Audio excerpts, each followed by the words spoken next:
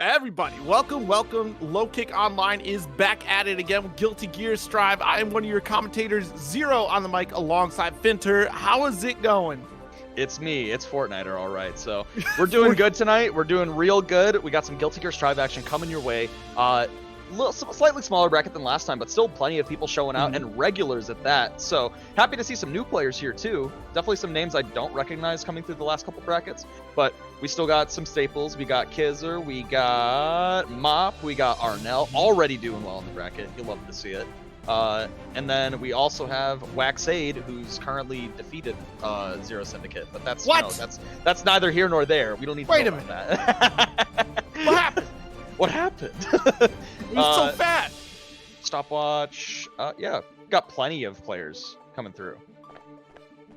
All right. Yeah, there's a whole gaggle of players in this bracket here for sure, and we're getting right through here in some of these matches. We're, of course, going to get you caught up with all the fantastic matches. It's great to see Stopwatch back in it from the earlier beginner Strive, or not Strive, but Uni bracket, so that's cool. Definitely some familiar names, like you're saying here, and it looks like we do have a match about to rock and roll here. Anji up on deck. How about us looks of it here? Oh yeah, you know it. It's gonna be Kizzer Crate, Anji versus Sushi. I don't know who Sushi plays, but regardless, we have a Chicago regular and favorite around here coming up. So you know my bias is coming through, but I'm gonna try and keep it as as regular as possible.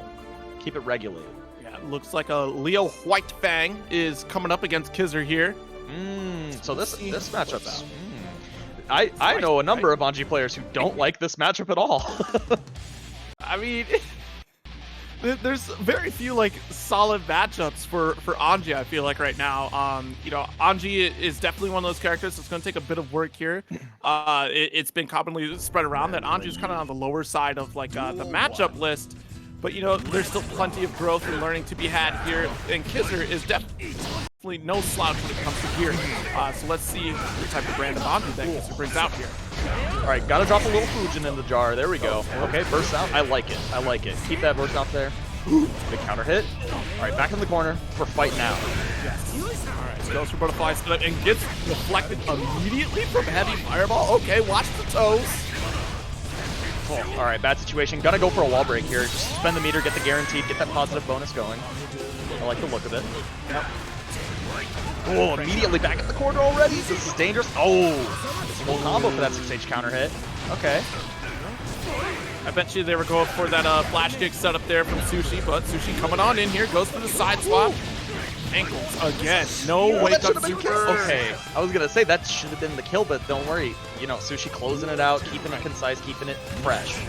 Yeah, that's kind of the game plan here in this matchup, right? Leo wants to not let Anji get set up at all because this slow setup is going to be a little bit difficult to deal with here. Of course, Fujin can get flash kicked for free on most options here. Let's see if Sushi starts to pick up on that. Wall shatter looking good for Kizzer. Might not see Sushi pick it up here. Oh, flash kick from downtown. Gonna trust in it. Nice throw on the landing recovery. Kizzer staying solid, staying in it. Wow, just the start. Let's go. Fujin pickup here.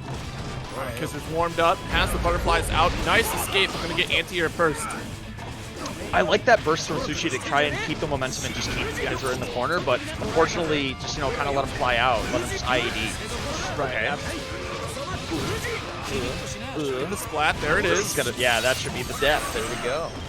Kizzer going to go up a game, and we're going to see what kind of adaptation Sushi can start making, because that definitely was the first round was definitely a lot of data, and when you're collecting data from Leo, you're probably going to get hit a few times, right? You're probably going to get hit. You're going to get smacked around a little bit, but Kizzer really turned up the game right there. It was really just like, I'm going to just keep it a little more concise, make sure I get my pressure going, keep it tight. That's one of the key things about this matchup. You don't give Leo gaps to flash kick in. You just keep it tight.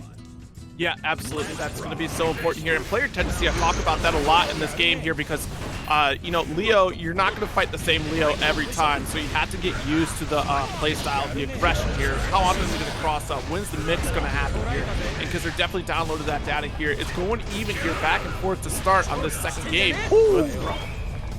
have no idea what just got thrown out of. Wow, that was almost really, really good conversion. Not sure if that Fujin would have hit, but Okay. RC tries to go fast here. Fortunately, not going to get flash kick out of this, and will carry with the dust over to the next section here. Yeah. That's yeah. Just stay chill. Yeah, just chill. I mean, you had the positive bonus, had the you were meter positive at that, and just chilling. Wow. Here we are, just dancing in neutral. Oh, yep, good parry here. Don't worry, not gonna completely die for that. But you might die for that one. Oh! Trying to reset. Yeah, can't get I don't believe that. I mean, like, you would expect like a back turn into wall slide here, but immediate reset into throat, just finish your plate.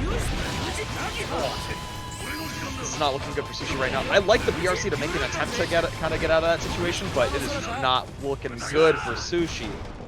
Woo! And that's it. 2-0 for Kizzer here. A really strong start here. You know, a lot of lows coming out of these Fujin strings here. Of course, excellent decision too, right? Because I think that's probably the truest or closest to the truest string that Anji can get. Those fellow Anji players can definitely correct me if I'm wrong here too. Yeah, it is. It is for sure true. Right. The only exception being the jump up fan as well, which is plus. But I mean, like, you're giving the opportunity for that flash kick, which I think still gets shut down by fan just simply because of you know, it being just a projectile, not like a.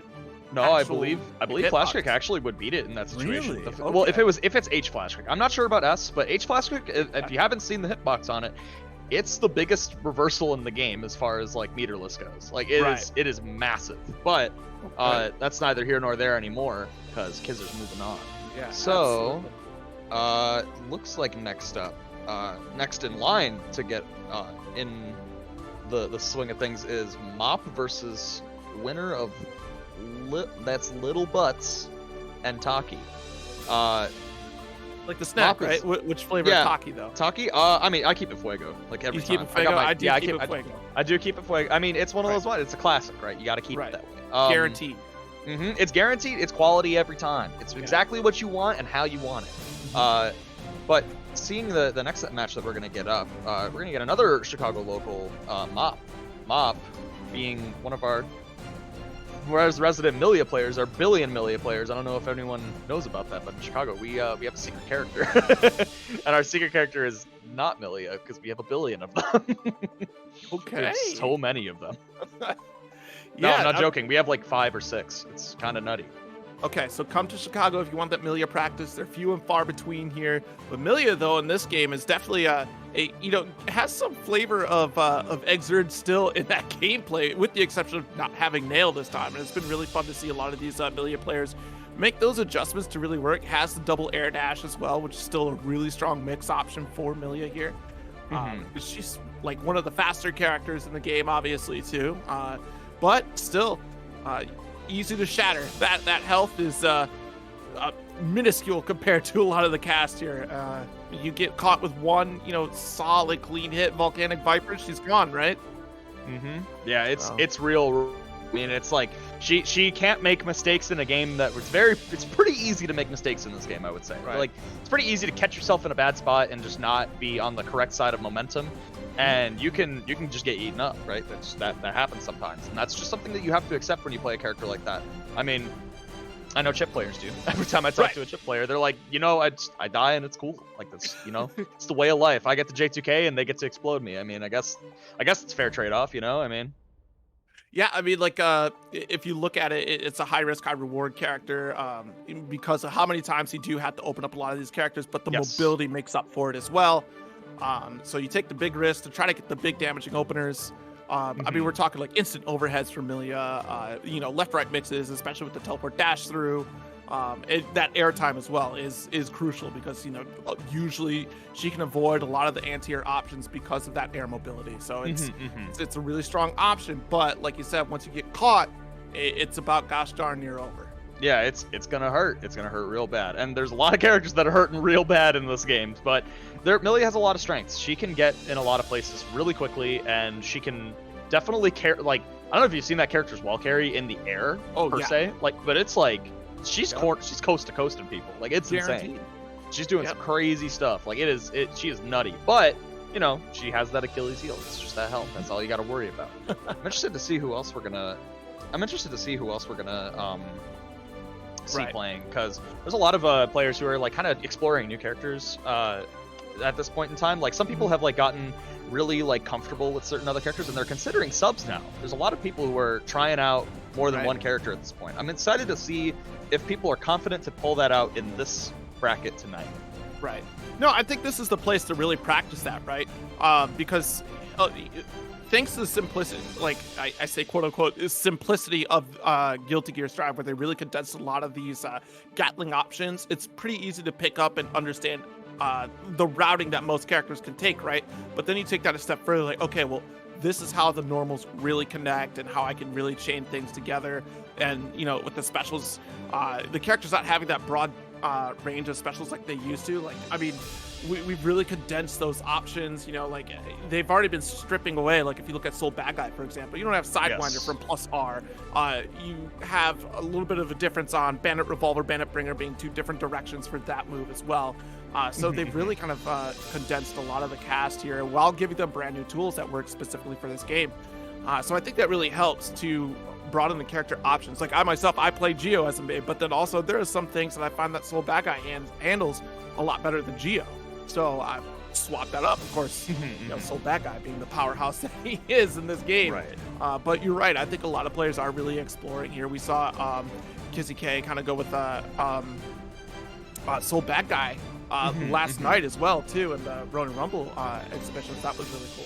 Shout out to Ronin Rumble, by the way. They do some really good stuff over there, and get some really strong commentators on there too. Definitely not biased, but got the homies out there, so you know what it is. But they got that breadth of options out there. It's true, exactly. Yeah, for sure. Yeah, definitely. I would say like Guilty Gear Strive as a game has really done a good job of condensing characters into like their core identity. Right? Yes. Soul is very much at his core, I think. He doesn't have a lot of the crazy stuff that he used to have. Like, personally, I'm a little burnt from not having, like, Riot Stamp or Kudakuro. Like, right? Those, I'm like, man, I miss those, but, like, Soul is still Soul. He is still definitely who he is, and who he was, right? He still has a strong 5k anti-air. He still has really strong up-close pressure, whether or not it be, you know, due to like air blocking, like blowing stuff up or anymore. Like it doesn't really happen the same way anymore, but he can still blow you up, you know? He can still blow you up for strike throw and everything. He still has his command grab and everything. He still has, you know, he's got all of the stuff that makes him him. And I would say that's the case for pretty much every character in this game that's returning.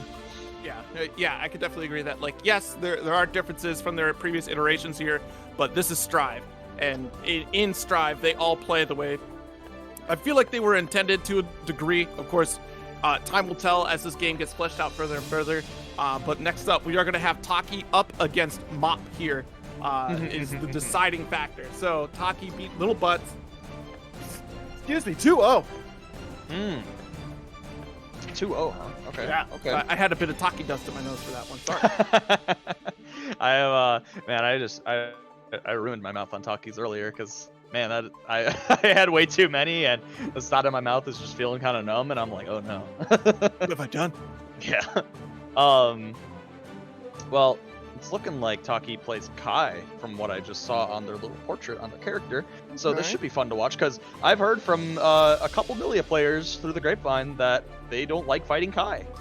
They're not a fan of it. And I think that makes sense. I don't think she liked fighting Kai in Exerd or Plus R previously. Maybe not Plus R, I actually shouldn't say. I don't know too much about that, but in Exerd I can definitely see it.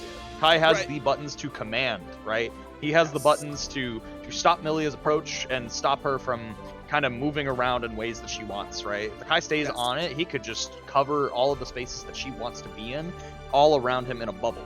It is a little, it's kind of difficult for her. Yeah, absolutely. We're thinking about like those long-reaching normals here, because you have that just standard far slash as well, which is the standard Guilty Gear poke. I mean, it's notorious at this point. And of course, you know, the 2H as well being a large reaching anti-air option. And you think about like a lot of the big swings that Kai has. I mean, just even the jump buttons has an extended reach as well. I think really challenges Milia as well in the era too. If not trading, it's usually going up in either in Kai's favor, really, because of that reach. So it'll be really interesting to see how Mop handles this matchup. Yes, I think Mop is like pretty confident for the most part against Kai, because Kai for the most part, I mean, he's always been a relatively straightforward character, right? And if you know exactly what he wants to be doing, you can make a strong game plan around that, right? You can build your game plan around that and make sure you know where not to be. And I think that is like gonna help Mop in a lot of ways, considering he's also not new to Guilty Gear, right? We don't know where Taki is in their journey on Guilty Gear Strive, but we definitely know that Mop has been around the corner a few times in Guilty Gear and knows his way around the game. So I'm confident that he'll probably, you know, have a good steady handle on how to fight this matchup. So it's all about figuring out the opponent at this point, I feel. Yep, absolutely. All right. We're waiting on the approach here. Yeah, I was going to say, Taki should probably get on the cabinet. But they're already fighting before the fight begins, right? Mentally going through how this is going to work out. Hey, Taki, it's cool. You can play. I mean, you know, we're just sitting here. It's cool. Like, I see you out there. I see you behind that pillar. I can see you in the lobby. It's cool. You can start the match. Like, that's chill. You know, there are other players in the bracket that also... Yeah, probably need to get on stream soon, so... Yeah. It's looking like they're walking over. They're walking over. Making the decision. Ah, there we go. All right, we got a match. Whew. It's them tournament nerves, you know. They don't want to get blown up before the live event happening next weekend. All right, Taki with the level nice Kai. Let's go. See how it shakes out. Skipping the intros, we're rocking the Soul Bad Guy color. We got the color for it. Here we go. Oh, okay. Foudre Arcs to start here. That's gonna be tough here. You can expect Bot to probably be 6-being a lot of those, trying to keep the pace of the match going here. Nice setup with the rings. You know, Sonic rings. All right, this is the name of the game here is never let Kai play, because straight up, the moment that she does, she no longer has control over the neutral. So Millia is just going to attempt to oppress. The moment that knockdown happens, it's like, this is it. This is the one.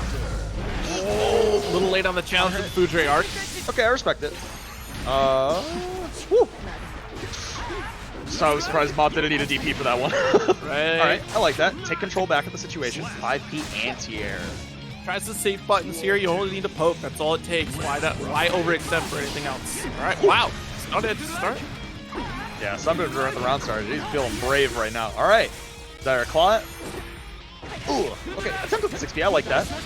Showing that they're active on defense. I like this. Oh, tough. Ambiguous. That's a really good. Yeah, that's a really good knockdown situation. 2D and RCs are her best knockdown situations as far as like regular stuff that she's gonna get meterless. Or sorry, not meterless, but you get the point. Yeah.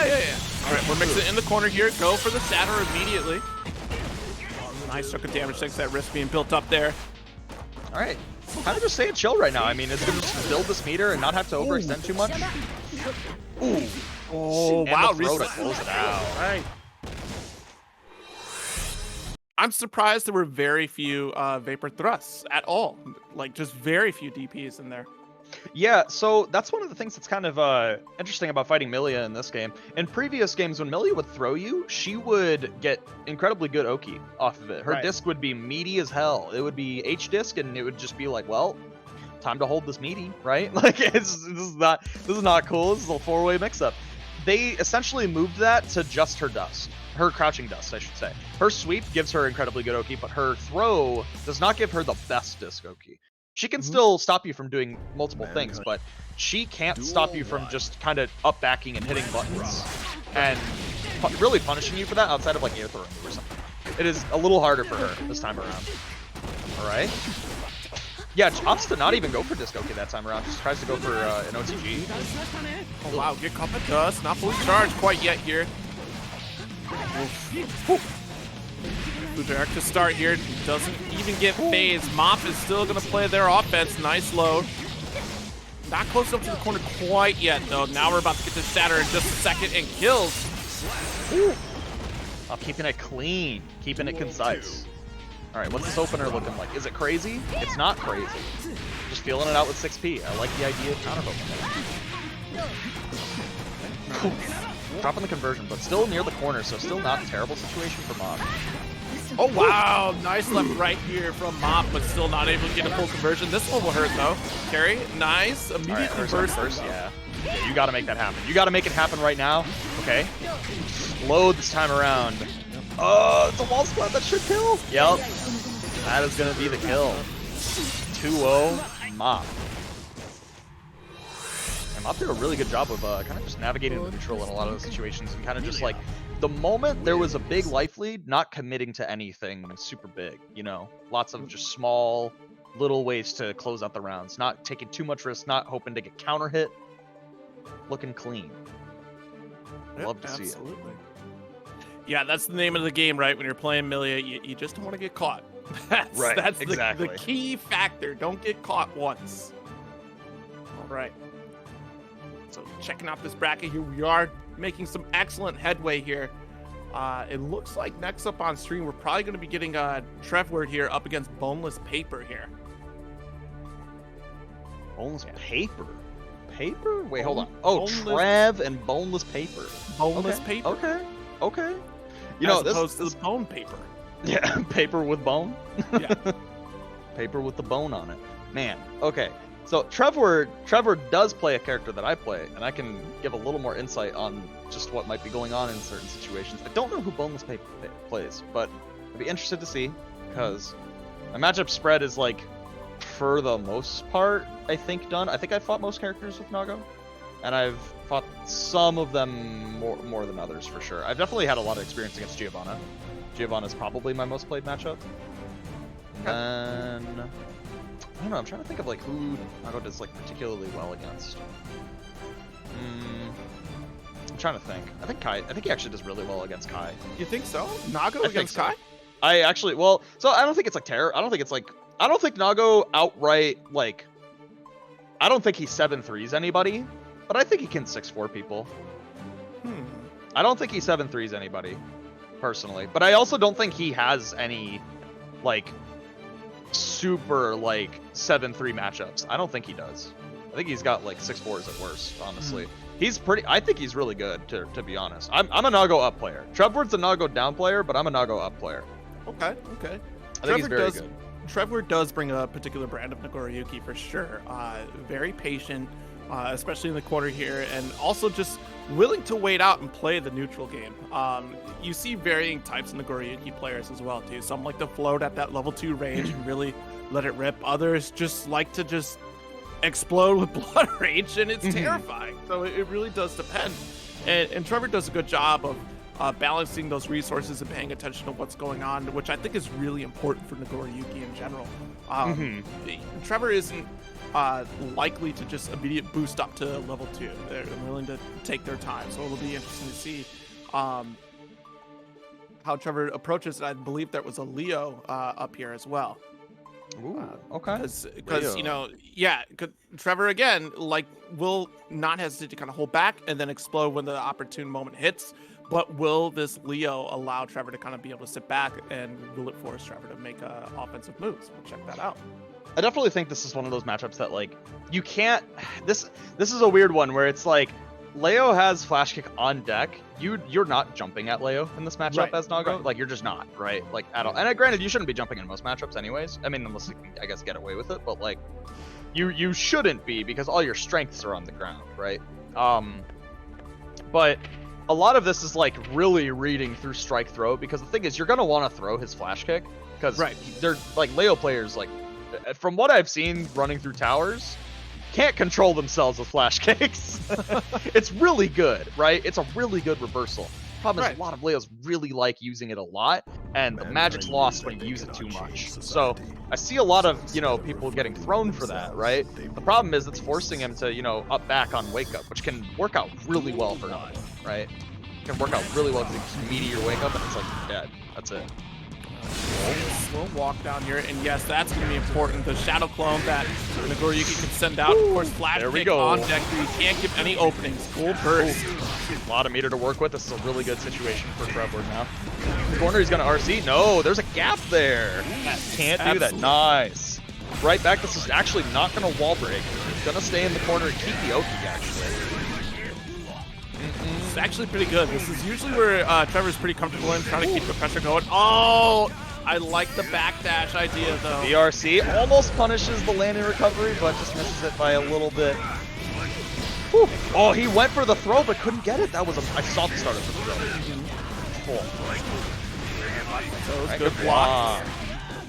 Yeah, block too much. That's going to be an RC. Probably going to go into super pretty soon, I'm sure.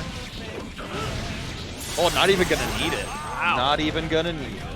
Put your foot down, Leo. Crashing through the wall here. Nice start for Boneless Paper.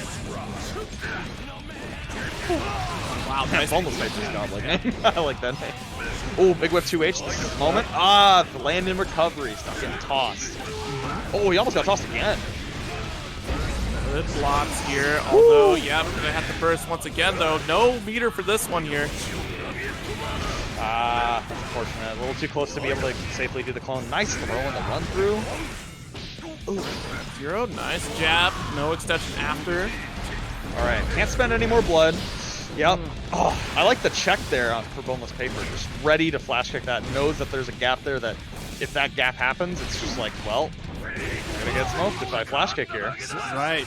Gonna force him to Fukio back. And of course, keeping Boneless Paper at bay just with those extended normals there in the Blood Rage even. Ooh, I like the check on the commander right there. Ooh, full slash anti-air. Still got another one. Okay. There's a lot of blood to work with here. Gonna keep the pressure. Nice. And he baits the burst as well. Gonna make sure he gets the wall break right here. Get the most out of biggest bang for his buck. I actually don't. Is he dead? I don't think he's dead. Not dead. No, not dead.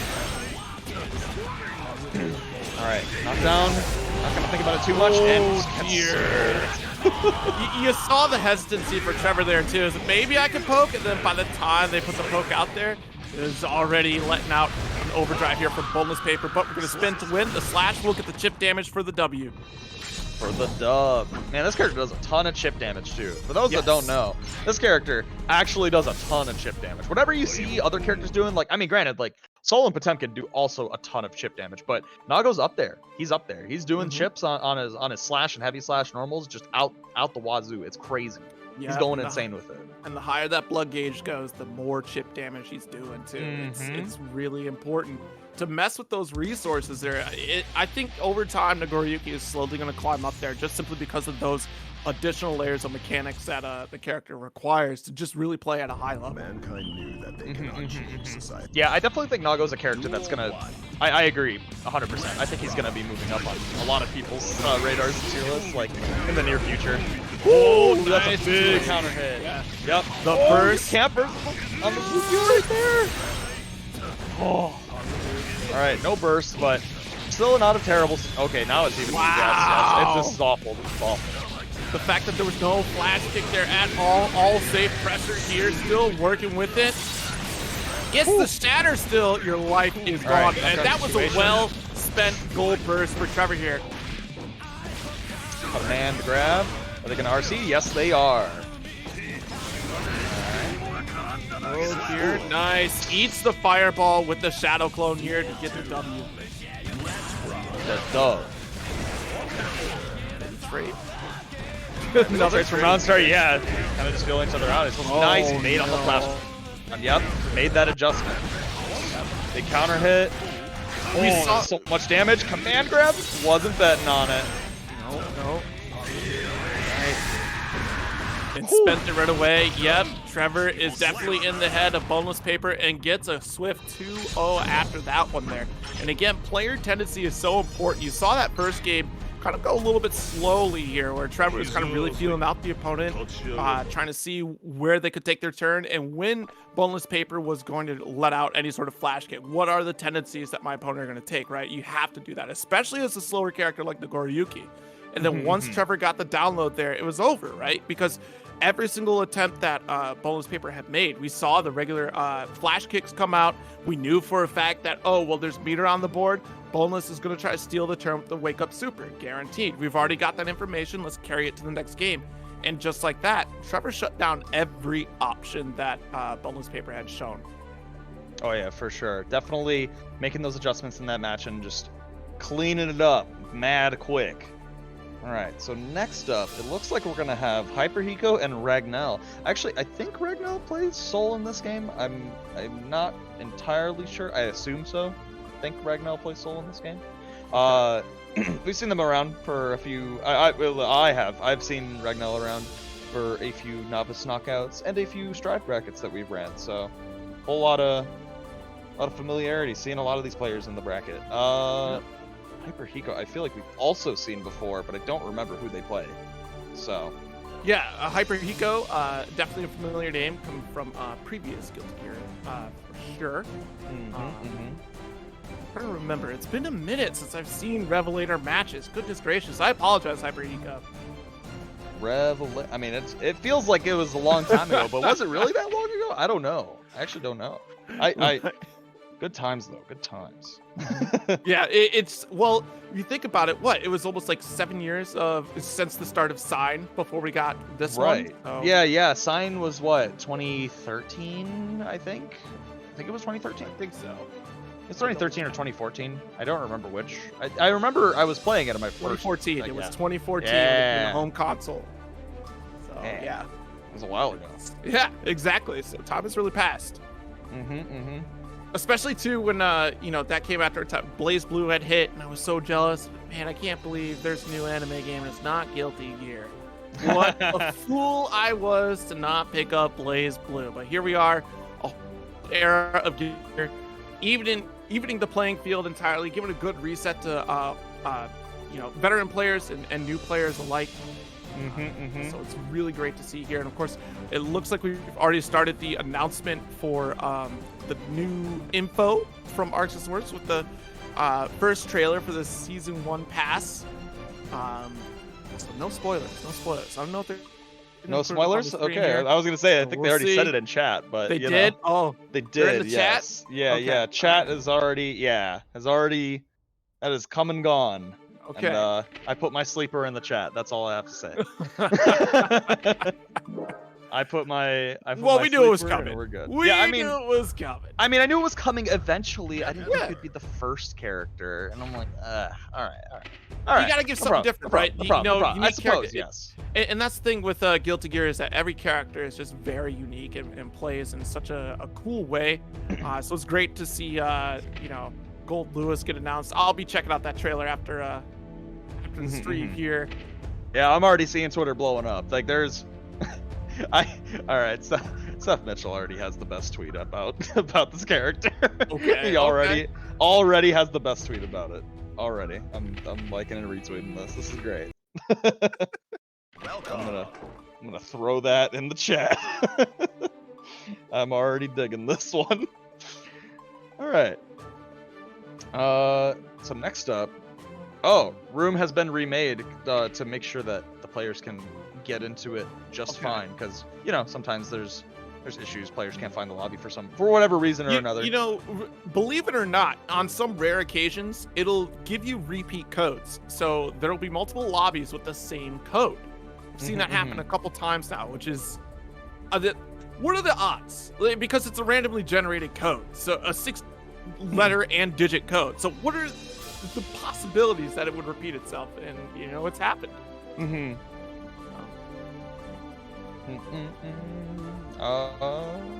Looks like we're still waiting, and I want to know who Hyper Eco plays, so I want to watch their match. So it looks like we already have people lined up for winners quarters and such. Which, if we're looking at the bracket, we have Kizzer versus K-Dog, and then Trevor versus Johnny Volcano. What a name, by the way. And then there's Mop and Lionheart. What is that? Lionheart 1312? Yeah. Well, would that be here? Whoa. All right. Yeah, I knew it. Ragnall does play Soul. I knew it. Hyperrico plays May. Okay. Still playing the same character. All right. That's loyalty right there. You play with loyalty, and not a bad pick either. May is a solid pick. For sure. Actually, I'm not entirely sure how that matchup goes. I know Soul has a lot of good ways to stuff Totsugeki, especially like having 3 to 4 frame 5K. If I remember correctly, second hit's 4 frames, and I'm like, that's nutty.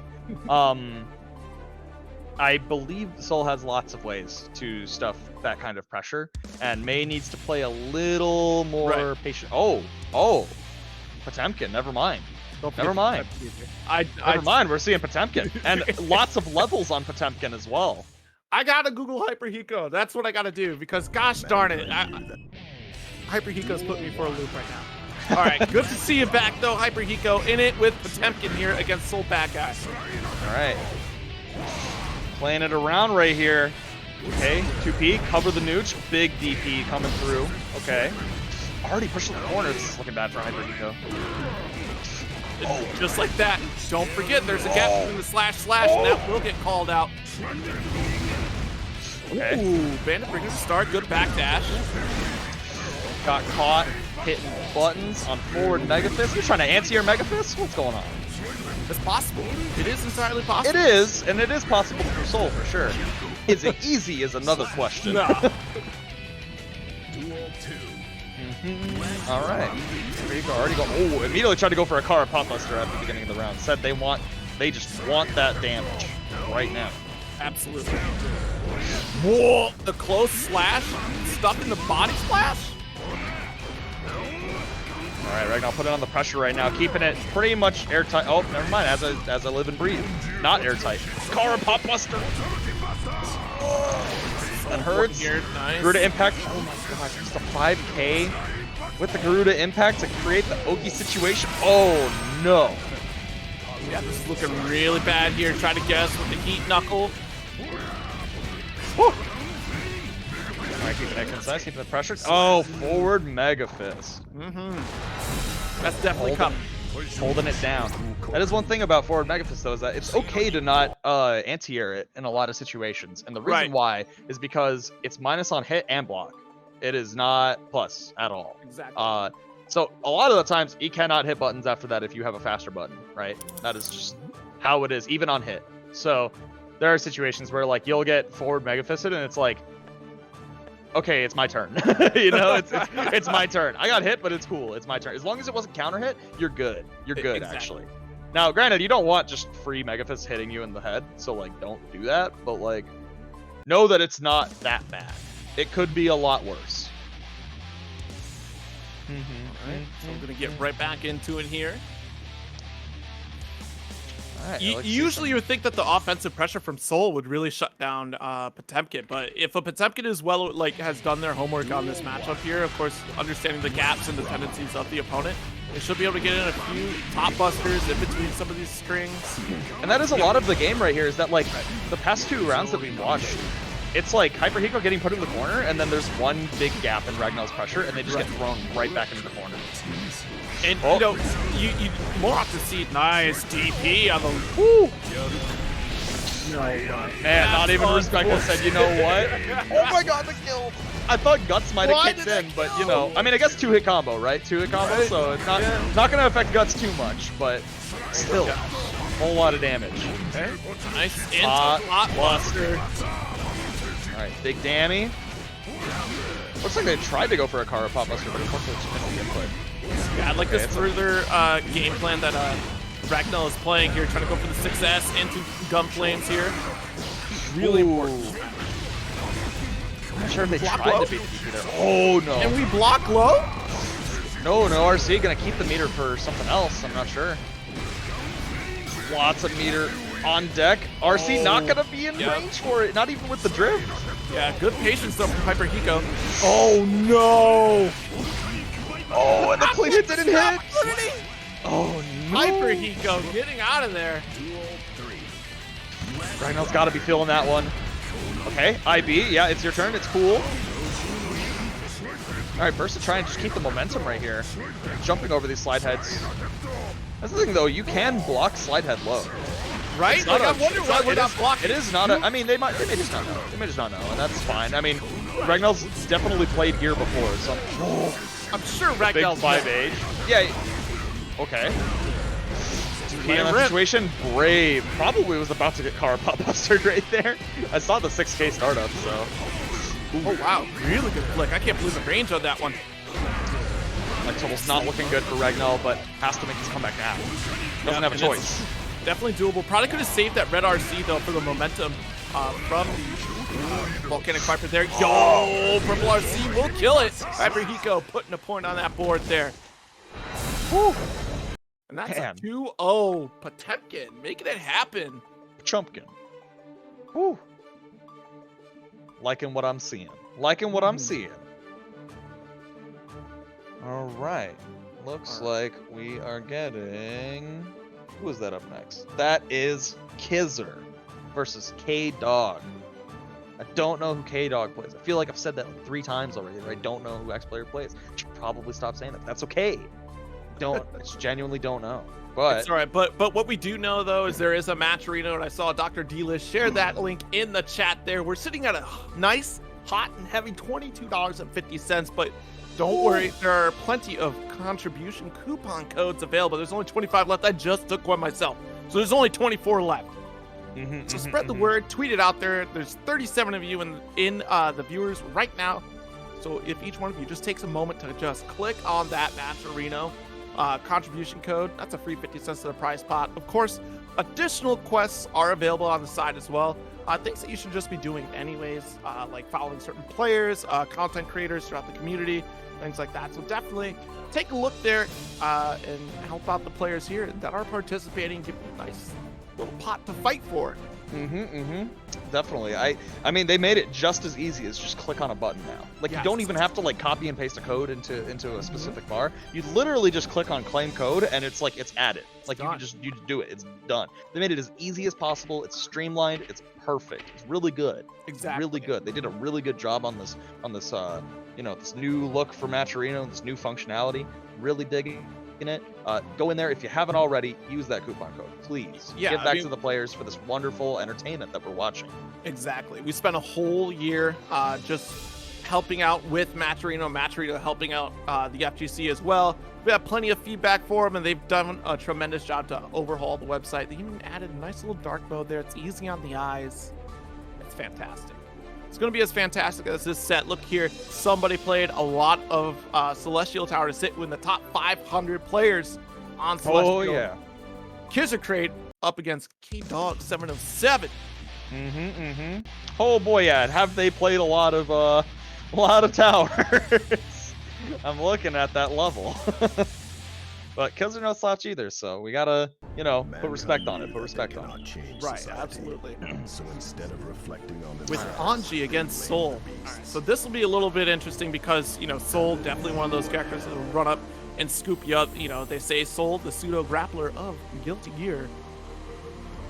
I would say like, I'd say he's definitely like half grappler for sure.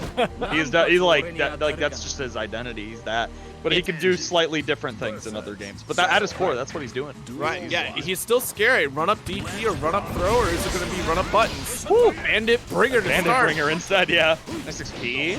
Oh. All right, Bandit Bringer, well for a punish. I'm not sure. I think it was on throw. Oh, just throw again. Yeah, we're getting the situation. Wait to see a DP. I like the hesitation from Kizzer right there. Just kind of seeing, you know, feeling it out, how you want to deal with my Oki. It did nothing, so might just do something later. Wow, wait the PP. There it is, the 5K to continue. Ooh, nice dust.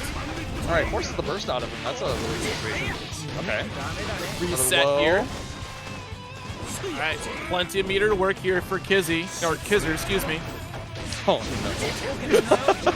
no. Look, you have to save first no, we four can't. letters. No, we can't bring that back. That's some cursed knowledge of the Chicago community. We can't bring that back. All right. Like I want to see. Oh, Ko, try and hold down the skies. Oh, no. There's the punish. I was wondering if you're going to get away with that scot-free out here, K-Dog, but Kizzer making it count. Oh, big 6S here with the Bandit Bringer to shatter through the wall. Oh, wow. Right. Already. Yikes. That is going to kill, yeah, for sure, without a doubt. The death. All right, but still in this here. Have another round available. Still has burst. Good block on the 6H. Okay. Okay. Alright, so we've noticed something. Yeah. K-Dog is definitely respecting Nagiha a lot of the time, the low follow-up. So now Kizzer is going to have to start varying up his offense in a lot of these situations. Nice big counter hit. This is super good for him. Bad burst! Ko going to break the wall. This is looking really good for Kizzer right now. Has the meter positive bonus. Oh no, he's definitely going to spend right now. Yep. You got him, right? Nothing else to do with the meter. Oh, the whip throw wasn't close enough to finish it up, but that dust will wrap it up here. So with them backdash 2Ds, that's like is that like second or third one that we've seen this match? Hey, we're putting in work, okay? Yeah. We got Putting that in reach. the work. Yeah, I mean, has the reads, right? Rightfully so. Just making it count. Getting the counter hit 2Ds out of those backdashes. You love to see it. You love to see it. I'd like to see K-Dog kind of, slow it down a little bit more. Just like, because K-Dog's definitely like running I'm going to do the big offense, and Kizer's just not biting on a lot of these. The most Kizer is doing is making those backdashes, right? Because if he's just going to keep swinging, I'll just backdash, right? Just backdash. Duel 1. Get the counter hit. It's wrong. All right, wow, Beta Brigger start once again here. Have to hold this. Ooh. Nice jump out. I like the weight on that. Kizer decided not. Oh, the dance! We're spinning. Oh. Oh, wow. Gouge up the dust. There we go. Fujin check. does come out. Yeah. All right, goes for Ko. Anti-air not biting here. We got the blocks on both ends even. Once Backdash again. from the throw. Oh, we're Predictable dancing here. Yo. Super? No, not gonna hit. It All right, should keep have been yourself an safe. overdrive. Yeah, it's okay, it's okay. Still has it. We're good. I trust. Duel 2. All right, what's round two looking like? Immediate dance into Ko. Oh, Ran up and through. Hold on, wait a minute. Okay, backdash. Okay, got I worried. like that. Actually went for a safer meaty that time. K-Dog definitely making some ball adjustments there. Not gonna die for that. That's good. Decided to just try to go meaty. Oh, Really late challenge, but still connected here. The far slash does hit. We got the full conversion. Make it count. 6H shattered through the wall once again. Whoa, that'll get reflected here. Nice scoop. We got the butterfly setups going. Overhead reset does get blocked. yeah. Now at this point, now that Kizer has so much meter on deck, he's kind of just keeping his pressure like really tight. Not really worrying about leaving gaps anywhere to try and mix up. Just kind of just keeping it tight. Has a lot of meter to lock them down, and just as I say, just locking them down with all that meter and just waiting to see if K-Dog's gonna bite on him. Yep. Another thing too, like again, these another character with DPs not challenging any of these Fujin Rekka series at all, just really holding it out, which is surprising considering that's like kind of the worry for a lot of Anji players right now is that any character with a invulnerable reversal, meterless reversal rather, is just able to blow that up. So it's interesting to see that not be taken advantage of here. Yeah, it's a big risk, right? Like if you whip one of those things and or like Anji blocks it, it's like he could like Anji puts on the damage. If it's counter hit Fujin, it's like actually ridiculous. He's getting like 60% like meterless on most of the casts. So it's like it is real nasty what Anji can do to you with with like 2 counter hits. But it is important to check those kinds of things. Very important. Yeah, and you're right too. It is a game where like you don't want to make those mistakes, right? Because one mistake could cost you an entire life bar given the right circumstances here. But yeah, we're gonna be moving on to the next match. Kizer will be sitting in winner's side top 8 right now. But next up we do have Mop and Lionheart 13-12. Looks like we got the Mur going here. All right, all right. I know Mop is not a fan of the Mur, but I think he may have society. The stage isn't very good. The stage isn't very good for connections. Looks like folks did not get the memo here. Yeah, the stage is not good for the connections, but it is one of my favorite stages. I love this stage. It's really nice. All right, well, hopefully all the best here because Netcode is excellent still in this game regardless. All right, shattered right out of there. Or, sorry, burst right out of there. All right, okay, situation. Nice block on the low. I like it. Whew. Okay, here's the offense start here. Nice. The burst. Get off me, please. Ooh, immediately going into winger. Just said, you know what? I don't believe that you're just gonna block on my wake up. You've done nothing. You've shown me nothing but just aggression. Show me nothing. Ooh, and it's still coming. Nice blue RCs. Good blocks though from Mop here, trying to pick it up. Yes, I really like the option of him just going straight to air blocking there because if he had stand blocked on the ground, he would have probably been eating a fuzzy. This movement, this is exhausting. Like just for both players. This is going to be exhausting. It's going to be a battle of attrition here. I don't know how it keeps happening, but I keep commentating Milia mirrors, and I'm like, I don't Milia. This is hard to commentate. This is a difficult character, especially in the mirror, because it's like both characters are definitely trying to just get their game started first, and it looks like Lionheart is getting the handle of it a little bit better. Even though Lionheart lost the last round, it's the lockdown. Look at this. Right, it's definitely that momentum, right? Once Millia gets snowballing, it's going to be tough. That risk gauge is getting cranked up, so this is going to be really bad here for Mop. Oh, the purple is... Yep. Okay. Yeah, Mop has just been getting eaten up in that corner. Ah, not thrown back into the corner, but decided to just keep the regular Oki there. Disc Oki, mix it up. Another throw. What are we doing here, Mop? What are we doing? Oh my goodness, I love the 5K because it forces the stand up, right? It forces the opponent to have to keep blocking. Doesn't give them opportunity to time their reversal correctly here. Speeds up your opponent's decisions, and that is really smart stuff here. You want to stress out your opponent as a mix-up character like Millia here to make the wrong decision, and that 5K stand up after throw is crucial to adding that mental stack. Man, that was nutty because it was like, it looked like from both like round 1 and round 2, it's like, man, Lion's got this like in the bag, right? Like definitely just like keeping Mop down, like not letting Mop play the game through just like sheer amount of blocking.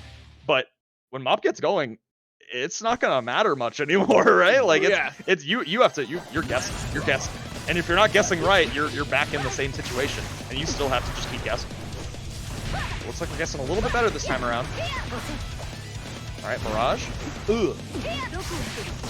All right, Disc coming through. Disc is not incredibly minus, but it's pretty minus 13 or something. Definitely one of those, if you look out for it and you just go, I'm gonna hold back for a bit, I can definitely punish them. Ooh.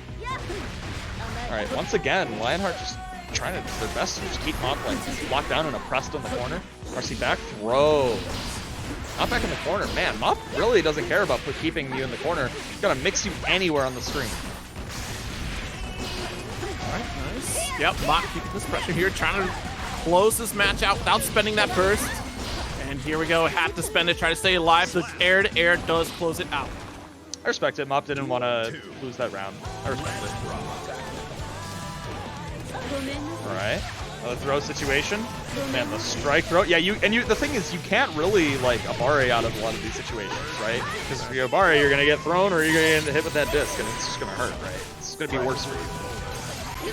Especially with Millia with not having the fastest buttons in this game. It's just kind of nutty. I mean, she didn't have the fastest. Will finish it up here. Nice overdrive to get the perfect and send the message. Mop is the true cleaner in this crew here. Man, Millia. I can't believe, man. Mop coming out, looking. I mean, it was really interesting. I just think it's really funny that like half the time in that set, it was just like Lionheart keeping Mop pinned down in the corner or like just blocking constantly, and it's just like, how did that all slip away? It just slipped away. Right. It's like, you you saw so much of that hesitancy too, and I wonder if it was just like the thought process of like, I know what this Millia is going for, because we saw some throwing a heavy disc as well. Like that was like, you could have jumped out in some opportunities here, but again, that mental stack is so important, right? Because you're rushing your opponent to make those decisions. We saw the mix between the disc setup, or we get the throw 5K to immediate wake up and again force a decision. You're forcing your opponent to make a decision faster than they actually want to. Can really screw things up for your opponent's game plan.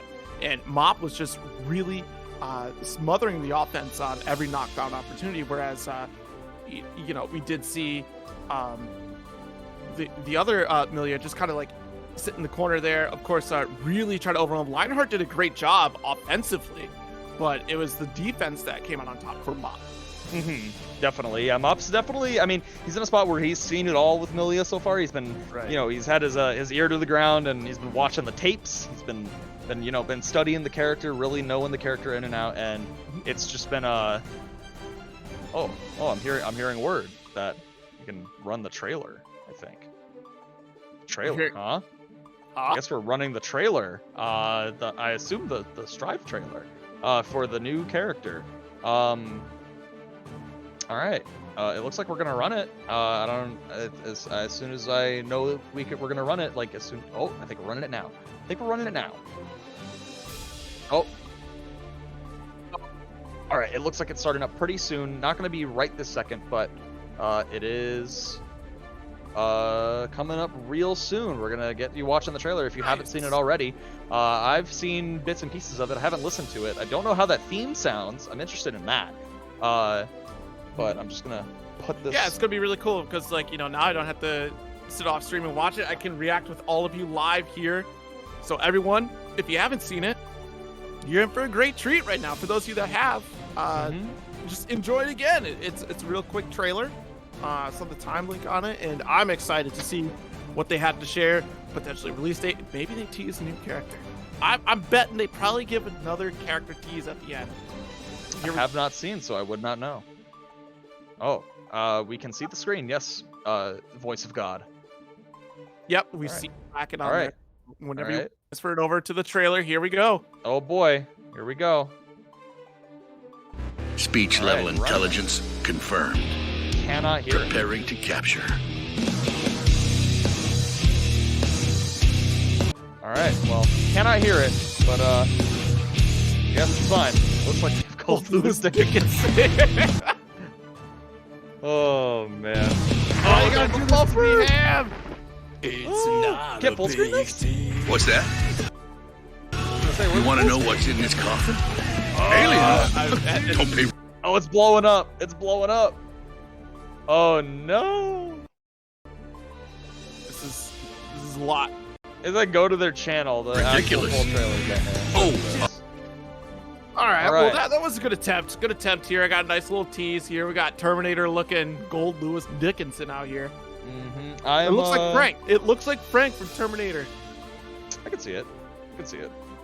I'm sitting in a weird spot right now. It's like I know this character's gonna be really slow. He's gonna be slow, but he's gonna have big swinging, the coffin around and whatnot.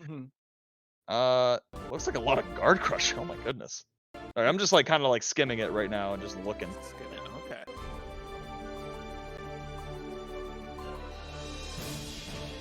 Okay, looks like we're gonna attempt to run it, but it is having a hard time right now. Chrome eating up all the RAM that it does. Really unfortunate, but we're still gonna attempt.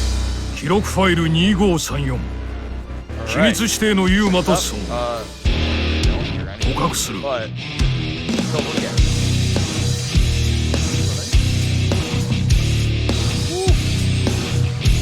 What's that say? Unparalleled something. Unparalleled strength. Area 51 coffin coming in. It's not a big deal なんだ棺桶の中が気になる Coffin. 宇宙 Yeah, that's what I'm 人 saying. Look at the い guard. るわけないだろいやこれはだな Chilling. こんなの You know what's funny is that the detail. プラン one of the F details in this, あれを出すすまんなうちのは手加減ができない宇宙 Yeah, heavy. いいっす好きなどうやら戦争をしたいらしいな出番だユーマ Terminator. They put Frank and Guilty here.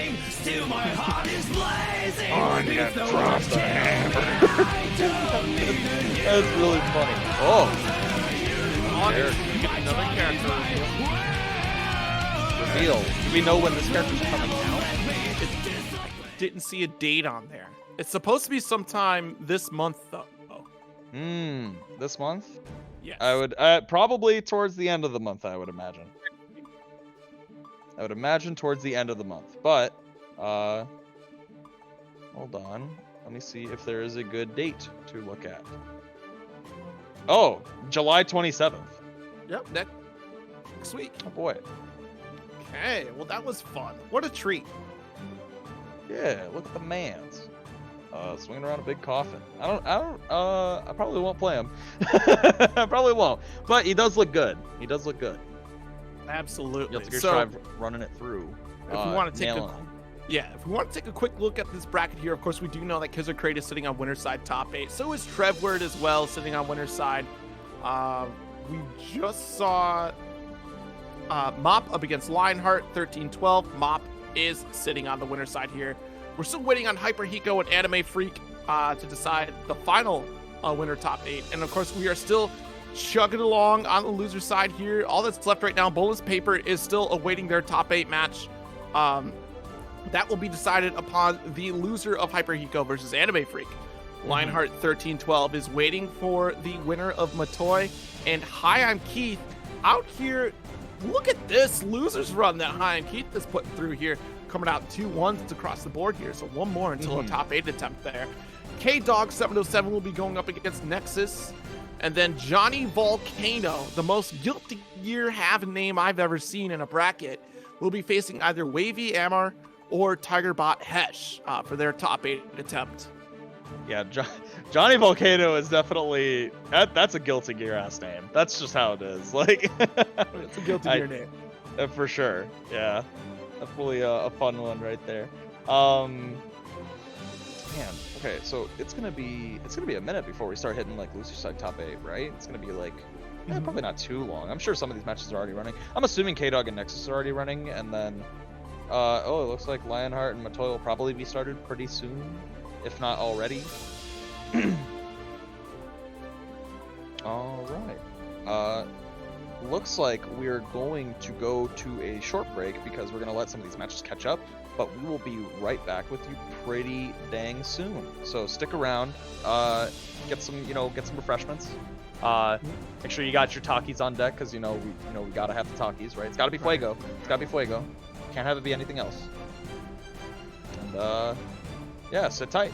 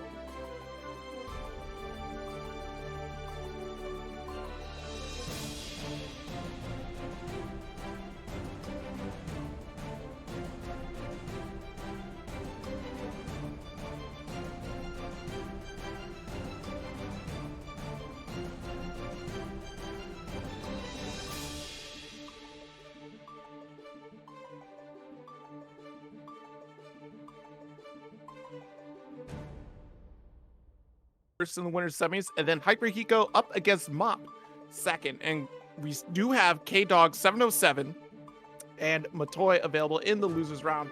But K-Dog is still waiting on the decision between looks like Anime Freak and Boneless Paper. And then it looks like Johnny Volcano and Tigerbot Hesh as well are still in the works here to figure out who will be going up against Matoy. So still a couple more matches going, but by the time we get done with these winners matches, we should have the entirety of top 8 decided. Right, exactly. Also looks like we're getting a little lobby reset just to make sure everything goes over smooth. But immediately what I see when I look at top 8, and it's not filled out yet, so there's still 2 players that need to be in it, but when I look at winner side and I see Kizercrate versus Trebward, I'm immediately interested. That's piqued my interest. Immediately. Because, like, I get to see it, like, that is a matchup that I have played a decent bit. Nagoriyuki versus Anji is, like, it's kind of an interesting one. I definitely know Anji players hate it, and I don't blame them, because, you know, if you guess wrong in neutral, you just die, right? Like, you just get hit with a 5H in level 2 blood, and it's just like, ow. But Anji does have ways to, you know, kind of keep Nago locked down in certain spots. The problem is he can't Nagiha unless it's spaced out. That's the low follow-up out of Fujin. Right. Nago can actually punish that outright, which is pretty nutty. Yeah, and that's you know, again, it's another one of those layers, right, of the Fujin series where, you know, there's a lot of openings that are available, character-specific openings as well. You know, whether you have a invulnerable DP or reversal, you know, you do have options out of it as opposed to just having to block or wait for the next option that comes out, whether it be the overhead or low. You know, some characters do have it out, so it's not, you know, like a complete stop playing the game Rekka series. It is one of those character knowledge things. Again, I keep saying it time and time again, player tendency is always going to come to the forefront here when it comes to matchups like this. So. For sure, definitely. And, you know, Kizer and Trevor both no strangers to, you know, trying to keep it, you know, real mixed up, right? Like real, you know, adaptive and paying attention to the opponent's tendencies and whatnot. I think we're in for a really fun set to watch. Absolutely. On the other side of that, we also have Hyper Hiko versus Mob. So we should see, I mean, if things go as planned as how I see it, Mop either has to fight May, which I know he dislikes fighting, or he has to fight Potemkin, which I know he really dislikes fighting. So this should be an interesting one for the LKO books, because it's not often I actually see Mop fighting Potemkin, to be honest. I mean, every time I see him, he's fighting somebody else, but whenever it's Potemkin, I'm never there. I've never, you know, never seen it. So this should be a fun one to watch. This should be a good time. Yeah, and absolutely. Whoever makes it out of losers to fight K-Dog should also be interesting, because looks like it should, yeah, either Anime Freak or Boneless Paper. And we've seen Boneless Paper. We haven't seen Anime Freak though, as far as I know. I don't believe we have. No, not yet on stream. And we also haven't seen Johnny. Wait, no, did we see Johnny Volcano? Did we? No, right? Nope. No, we haven't. We haven't seen either of those players down in losers. So, we'll be seeing some new blood in the top 8. Excited to see who they're gonna bring out. For sure. We do have a refresh lobby here, so the connection should at least be stable. If you take a look at the grand and glorious LKO house in Guilty Gear here, you know, they're just moved in, have a few setups here going on. Yeah, we got some stuff going on. Man, Trevor, why you gotta run stuff in the channel? Why are you doing that? Why are you doing that, Trevward? Oh no. Alright, I won't talk about that anymore. But anyways, how's it been going for all of you guys in the lovely chat? If you haven't, touch that Matcherino, please. Yes. I believe there's still codes going on in there. Here, I'm gonna hit you with the... Oh god, I can't type. It has already been done for me. Matcherino, exclamation point Matcherino. Please click claim code. They made it as easy as possible. Like, they really did. Also, by the way, that person with the avatar on the top, or on the right side of the screen, if you can see it, looks like Tommy Wiseau. That avatar actually just looks like Tommy Wiseau. And that is not me, by the way. I want to put that out there. That is not my avatar. It says 0. I have the capital Z this person is an imposter. The sus Tommy Wiseau. But Anyways, you know, yes, hey, please. we're getting through plenty of Guilty Gear events throughout the week as well too. You know, just last night, Run and Rumble had their team exhibition, Team Sam Show versus Team Grand Blue Fantasy Versus, which is a really cool show. Definitely watch the VOD for that one. It went the entire distance. It was a 5v5, and oh my goodness, it was quite a set to watch. I'm not going to give you too many spoilers here, but definitely watch those matches. 2 Ramlethals for Team Grand Blue Versus here. And I said earlier, Kizzy K ended up playing Sole Bad Guy in that team event. So definitely check that out. Lots of great matches there. All right. I actually don't know if the players know that they're supposed to be coming up right now. I don't think anybody had alerted them. Goodness gracious. I believe we want Kizzer and Trevward up. So. Well, we do have some game updates at the very least here. At least one. Looks like Tigerbot Hesh is going to be seeing us here in this top 8 bracket. I do believe that means they're going up against Matoy. Let me double check. Get the refresh on the bracket here. Nope, I was wrong. K-Dog and Tigerbot Hesh will be going off against each other on the loser's side. We're still waiting for one more loser's match too. For sure. Yeah, we're still waiting. Yeah, it's K-Dog versus Tigerbot, and then Matoy versus who potentially? Either Boneless Paper or Anime Freak. I don't know who would I bet. I mean, I actually don't know who I would bet on because I don't even know who Anime Freak plays, and I haven't seen them play. But since I have seen Boneless Paper, I guess I'm betting on Boneless Paper. Boneless Paper played Leo, right? Right. Yeah, because that was against Trevor early on in the bracket there, and Noriyuki. So yes, that would be Leo. Looks like we're just waiting on Trevor to get in here. That's all we're waiting on. Oh, Trevor's here. Looks like. Anji, Nagoriyuki set up, ready to go. Yeah, it looks like we're getting the set. Here we go. Moving into it. Anji versus Nagoriyuki. This should be a fun one because I believe both characters or both players are. I don't know. I guess for my experience, I've definitely played a lot of Anji versus Nagoriyuki. But I imagine I know Kezzer has been trying his best to, look out for other players and just kind of get matchup experience in general. He's grinding that matchup experience more than anything, I feel. Trying to just get out there, get games with characters you may not be familiar with. I actually don't know how his track record looks versus Nagoriyuki, but we shall see based on the play. Full intros, let it rock, Nagoriyuki out here. Yeah, I like the skin too. It made his eyes yellow. I like that. Versus Nagoriyuki. Duel 1. Alright, what's this round start looking like? Let's rock. 2S, holding it down. Ooh, wow. Just getting it on the recovery frames slash there. Nagoriyuki. Full Beyblade, Depth's gonna clash. Woo! Yeah, didn't have much more to Gatling into in the air right there. Okay.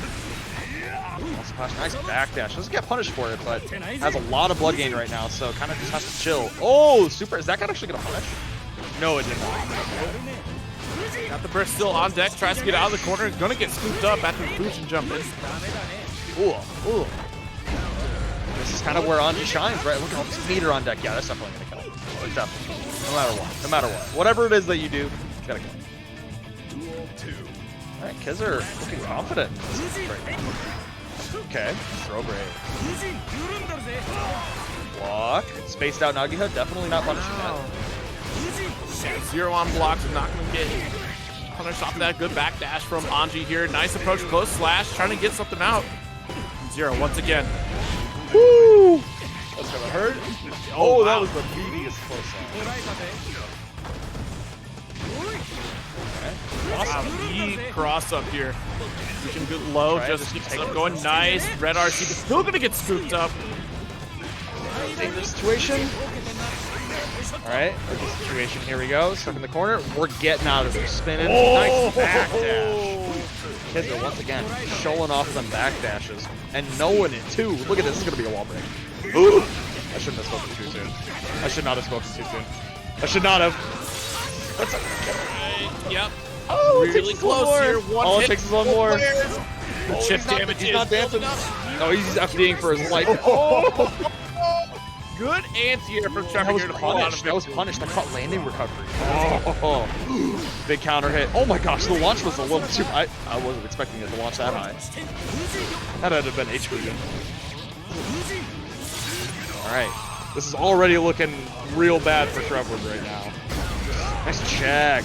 Yep, you can't mash there. That is a frame trap. Hit or block.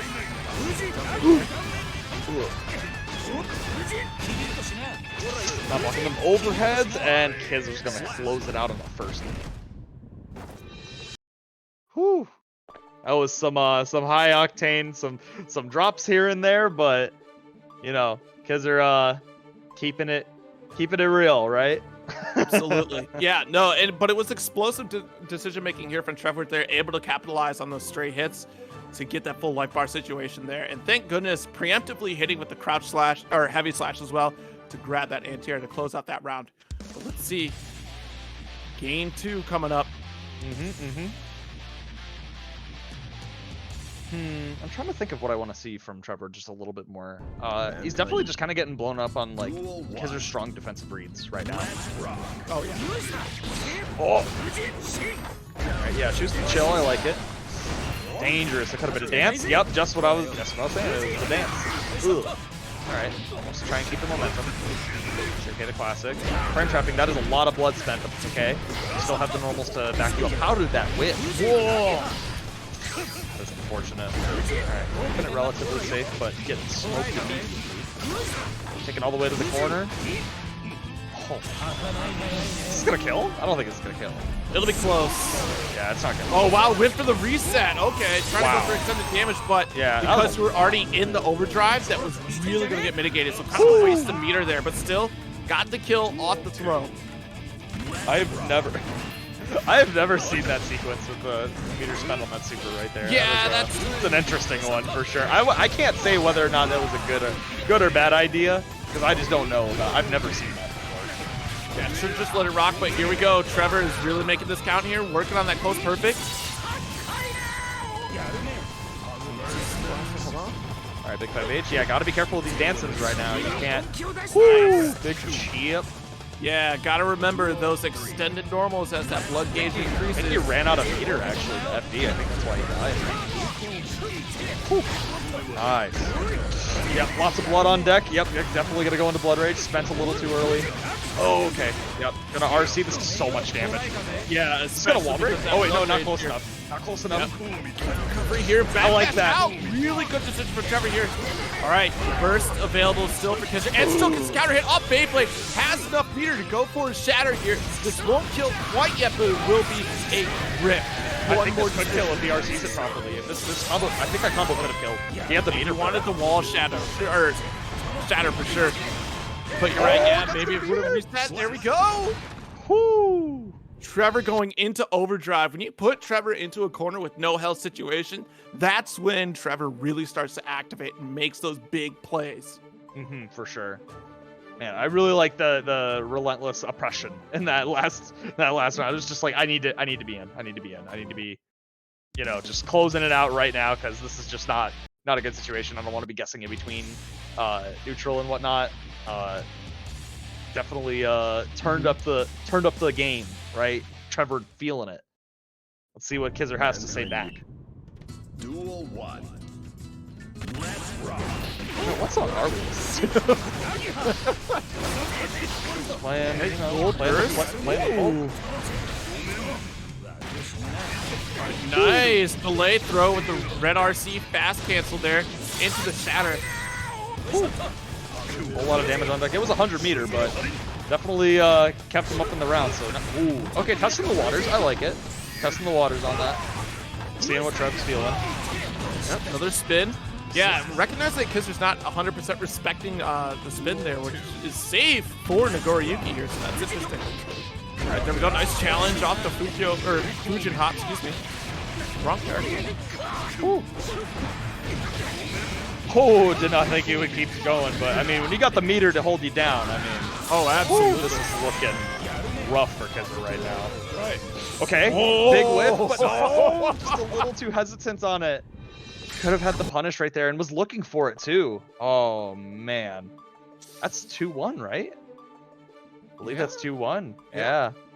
And way to bring all it right. back. Nice job Yeah. for Trevor here, and really firing on all pistons there in that third game too.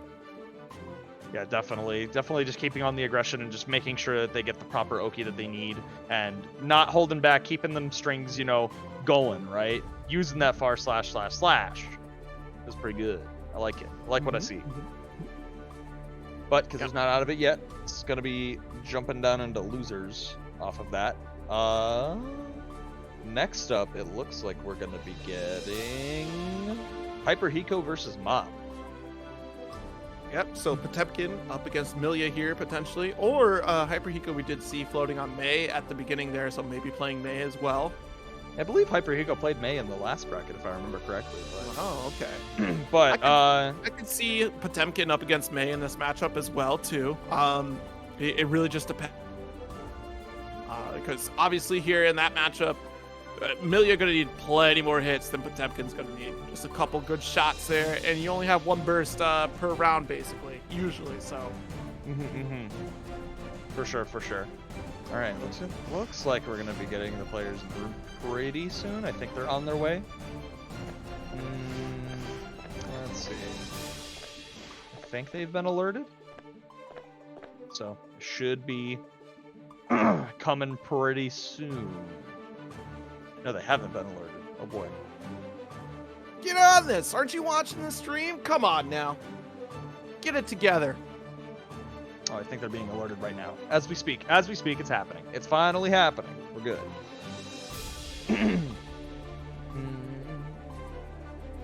Right. All top 8 getting streamed. Yes.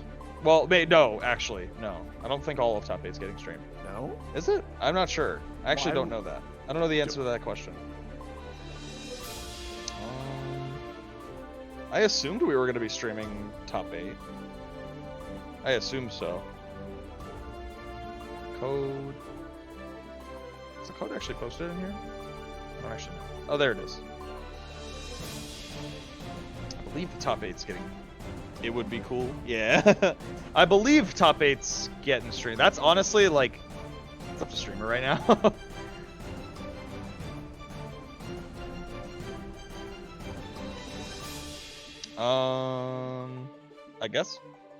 I guess top 8's getting streamed because we got matches to run, so.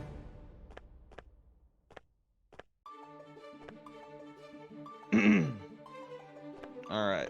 So I guess I guess we're running through all of winners and losers. I mean, obviously all of winners. Looks like we're gonna be streaming top 8. Man, it is 9 p.m. my time. I'm gonna be sitting here for a little bit. I'm gonna be sitting here for a little bit. Yep, that's how a top 8 works here. It do be that way. It do be that way. Oh, we got a match going. Ooh. I do have May. Okay, all right. I was gonna say, I feel like Hyperiko is probably gonna go through with May on this one, because like I think about like Potemkin, like Millia, is that like it's all fun and games, right? But then you get knocked down and everything sucks, you know?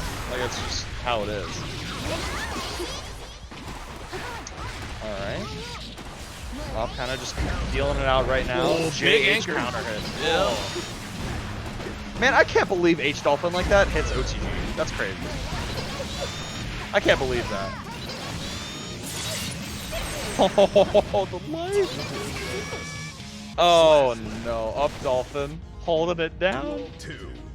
That was so much aggression there. Here we Yeah, go. there was a lot going on. I was kind of stunned. I was like, what do I even say? Like, All right, big scoop. Carry over to the corner here. Oppression.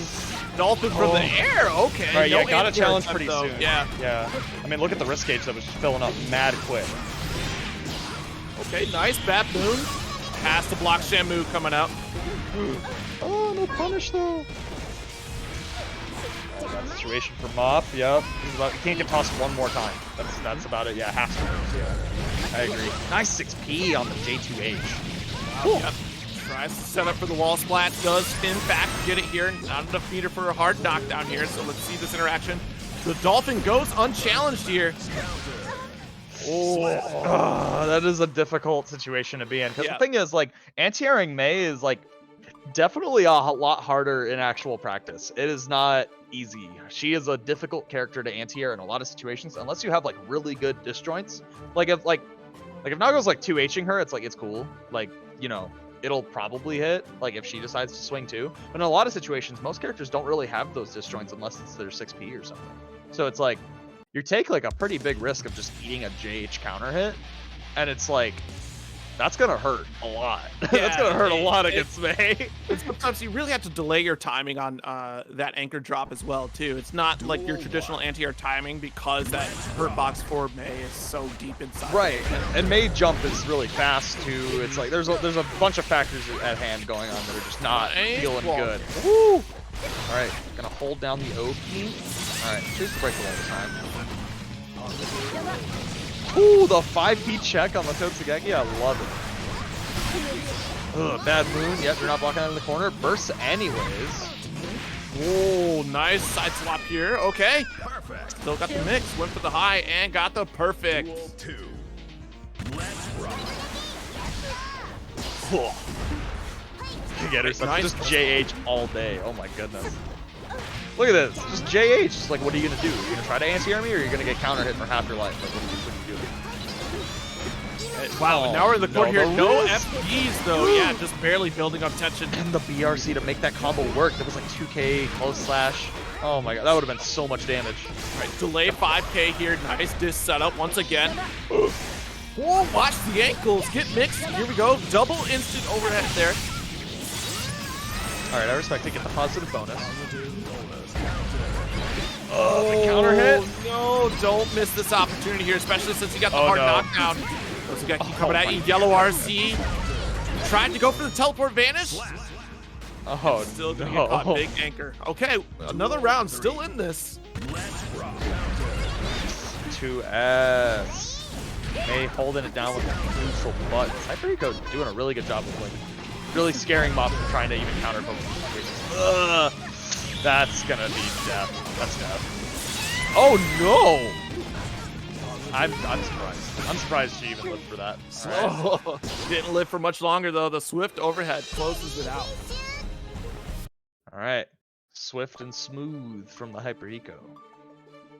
Yeah, that's 2-0. Damn.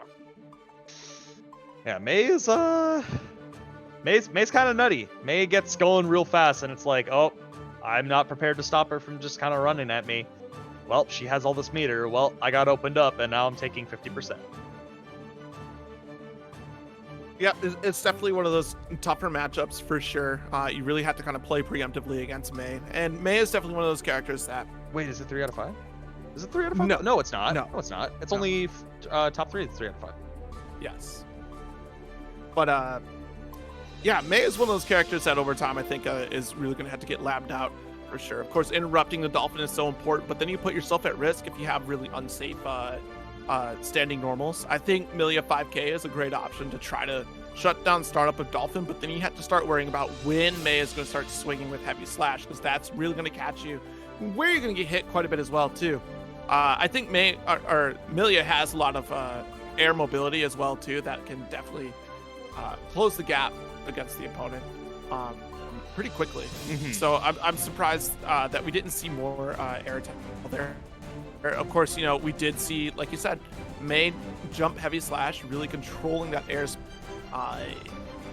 You know, we're still not seeing too many air throws as well this early on in the life of the game, which is a factor I think that will really help out in that matchup too. Just a lot easier said than done because, you know, Mei is such a powerhouse. Emilia is that glass cannon anyways, so. My thing about like the trick to air throwing Mei is like, don't do it unless, well, so the way it worked in older games, I can't speak for this game because I haven't been able to actually air throw Mei consistently. But the way it used to be was you would IB whatever her air button was, and then you would air throw her, right? So you would just, because like when you IB in that game, there's like not necessarily no pushback, but your character kind of sucks in closer to them. That's how IBing worked in that game. So when that happens, you could IB in the air and you could reliably air throw people pretty quickly. So that used to be the trick to like air throwing Mei, but that doesn't necessarily work the same way in this game, especially with the 2-frame window on IB. So it's a lot harder, right? It's a lot harder. If it is possible that way, it's a lot harder. But regardless, we're already going back into another match that has Mei in it. All right, Tigerbot Hesh up against K-Dog here. This is Soul is definitely a character that I think has better tools to really try to keep Mei at bay. We're thinking Gunflame, Success as well to kind of control. Tigerbot already coming out with them token pieces. Okay. Ooh, far slash cat. Yep. Trying to challenge for 5P. All right, Gunflame not able to get an extension after the fact. Big charge dust. This will kill if we get the full dust combo. No, not going to be enough, actually. Oh, wow, I think the guts kicked in. Yeah, that was about it. Okay, waited for the super that time around. Was definitely... Oh, got caught jumping out. Man, that is the tricky thing. It's like, it's minus... Bannerbringer, it's -2. It's like... It's kind of my turn, but I mean, is it? Like... you can get smoked, depending on what you pick here. So... And there's the dash cancel on those. I always forget that Mei has that. I don't know why they gave her that. It's really funny. I really don't know why. Like why? I don't know why she has it, but you know she does. Big run in there, nice. Oh, tried to stuff that anti-air dolphin there. All right, now K-Dog really caught on the back foot here. Gonna have to make something count. Respecting a lot of that 5K right there. I think you can throw that in that situation, but it is a big risk to go for. Because I mean, if they just backdash. Oh, yep. 2P interrupting the dust there. All right, I love the aggression though from K-Dog here. Whew. All right, backdash. Oh, counter hit to catch in the corner. Yeah, DP out. You got to get out of that situation. Okay, K-Dog is actually just getting away like scot-free for these Bannerbringer. Like, unironically, like they're not like.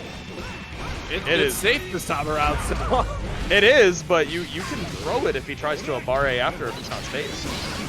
I mean, throws are 2 frames and his 5Ks. Like you can do that. It is nice. It is something to put into the rotation. Down. They're trying to keep this aggression in the corner. Oh, big counter hit. Has the meter to really make this count. Let's see the carry. There we go. Vortex here. Tyrant Raid to wrap it up. No! Dropped it!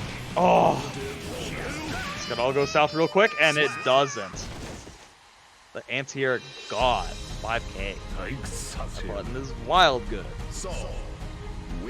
Yeah, thank goodness it's such a fast button and an anti-air option as well, because Mei could have gone away with it there, especially too if that heavy slash could have came through. That would have been a rough one. I mean, that at the end of the day, that was like ultimately a drop. Like like K-Dog definitely meant for super there, and it was just not. You know, it was unfortunate it was dropped there, but still managed to close it out. Still managed to, you know, keep it moving and keep it in their favor. All right, next up, Mankind. we are going to see Duel 1.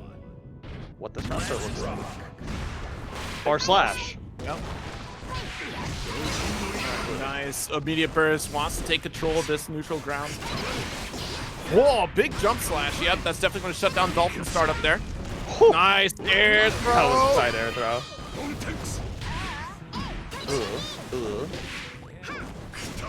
Yeah, Tigerbot's just really content with just like poking here and there. Not even getting any super big conversions or anything. Just kind of poking here and there and getting a lot of mileage out of that. And you're seeing that Tigerbot is really with punishing a lot of these successes here and a lot of these far slashes that aren't connecting and block.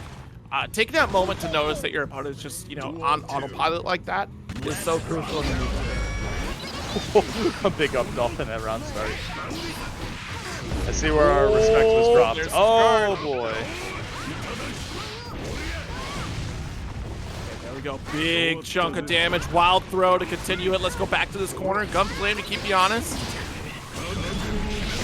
Oh, that was a backdash. I don't think it's gonna catch it. No, not at all. Not gonna catch either, but you know, it was the H test ENG, so it was their turn. You know, plus an advantageous situation. Whoa! Wow, 6S catching that backdash there. Duel 3. All right, 1-1 here in the round count. Once again, like you said, Gunflame holding it down right there.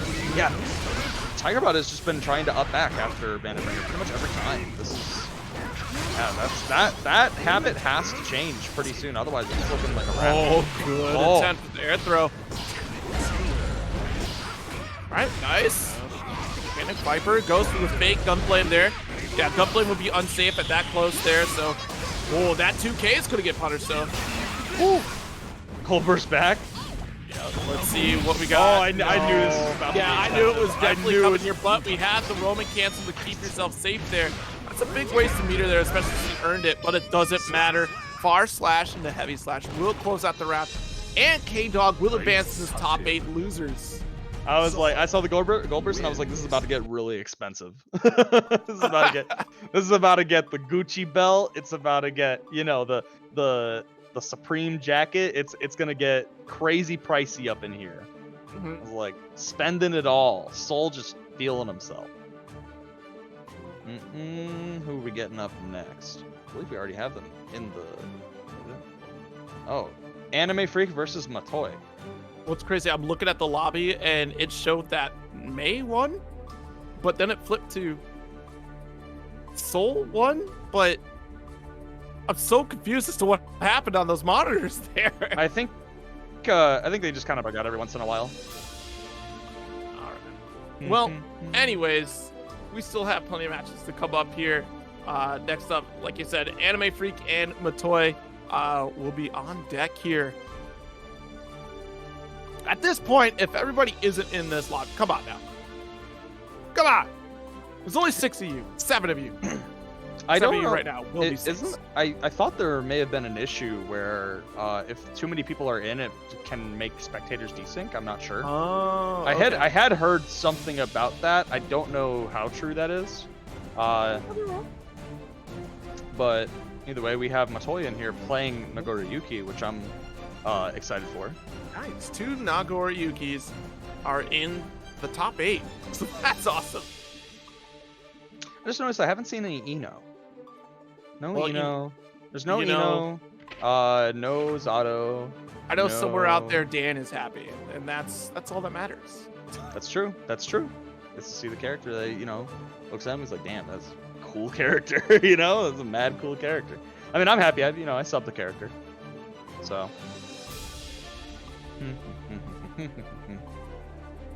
All right. Oh no, Anime Freak's in another tournament? Unbelievable. Oh no. Well, you know, this also happens too. We have like such a saturation of Guilty Gear brackets as well. That everyone sign up left and right, which, you know, you got to balance your time. Really be responsible and schedule out your time a little bit better. Where do we know which tournament Anime Freak's in? Are we? It's not here right now. That's the problem. You're in a top 8. That is an issue. And this is top 8. And top 8 do need to be rolling. Yeah, they are not here, it seems, which is really unfortunate. I don't know how much. Well, what do you call it? We do have 2 more matches as well that are in the works here. I don't know how we're going to end up running. Of course, we still have the winners finals that is available. Trevor and Hyper Hiko. I'm probably not going through with that right now. Right. But, damn. Anime Freak. We need you here. We need you here. We need to keep this rolling. It's 9:30 my time. It's 10:30 Zero's time. Hey, by the way, the voice of God is coming through. This is Ham Jams behind the board. It's Steph's house. Drinking Miller High Lives. In the future, should this happen, you're in top 8. I'm just gonna boot you. This is pretty OD. So it's a long way. Should you expect to perform well in multiple tournaments? You should probably keep it to 1 or 2. And if you're already like, you know, knuckle deep in one, maybe chill out just a touch, because you know, people they got girlfriends and wives and beds to get in and jobs to go to. You know what Voice of God was talking into stream right there. Yeah, you know, but it's a fair message, honestly. You know, gamers, you're at least adults, most of you are. or at least you try to act like one. And you gotta adhere to a schedule, be responsible for your time, and be respectful of everyone's time, including those that are running tournaments, especially during the middle of the week. Yeah, it's Tuesday. It's Tuesday. Oh wait, is it? No, it's Wednesday. No, Wait, no, it's Tuesday. It's Tuesday. Okay, I am completely. So you're already on the wrong. next Yeah. day. I'm already, yeah. All right, I mean, hold up. So it does say that he is on his way, but we actually have it in the Smash GG. Now, mind you, it's been a minute. It's been about 3 weeks since I've actually been behind the boards running a tournament. So I forgot that was actually in the Smash GG. But yeah, smoke this. Yeah, that has been a low kick staple rule, that if it is found out that you are in another bracket and it holds up the bracket, they do have the right to kick you out of the bracket. So keep that in mind. Yeah, it seems like Anime Freak's coming through now. Should be coming through any second now, I'm hoping. We're just waiting. Alright, cool. Mop. Oh wait, no, that's them. It's the lobbies being a little funky. I've noticed that, like, when someone joins, it's like whoever the last person that left, like, they'll appear as that first. All right, Anime Freak playing Chip. I don't know what I expected. I don't know what I expected.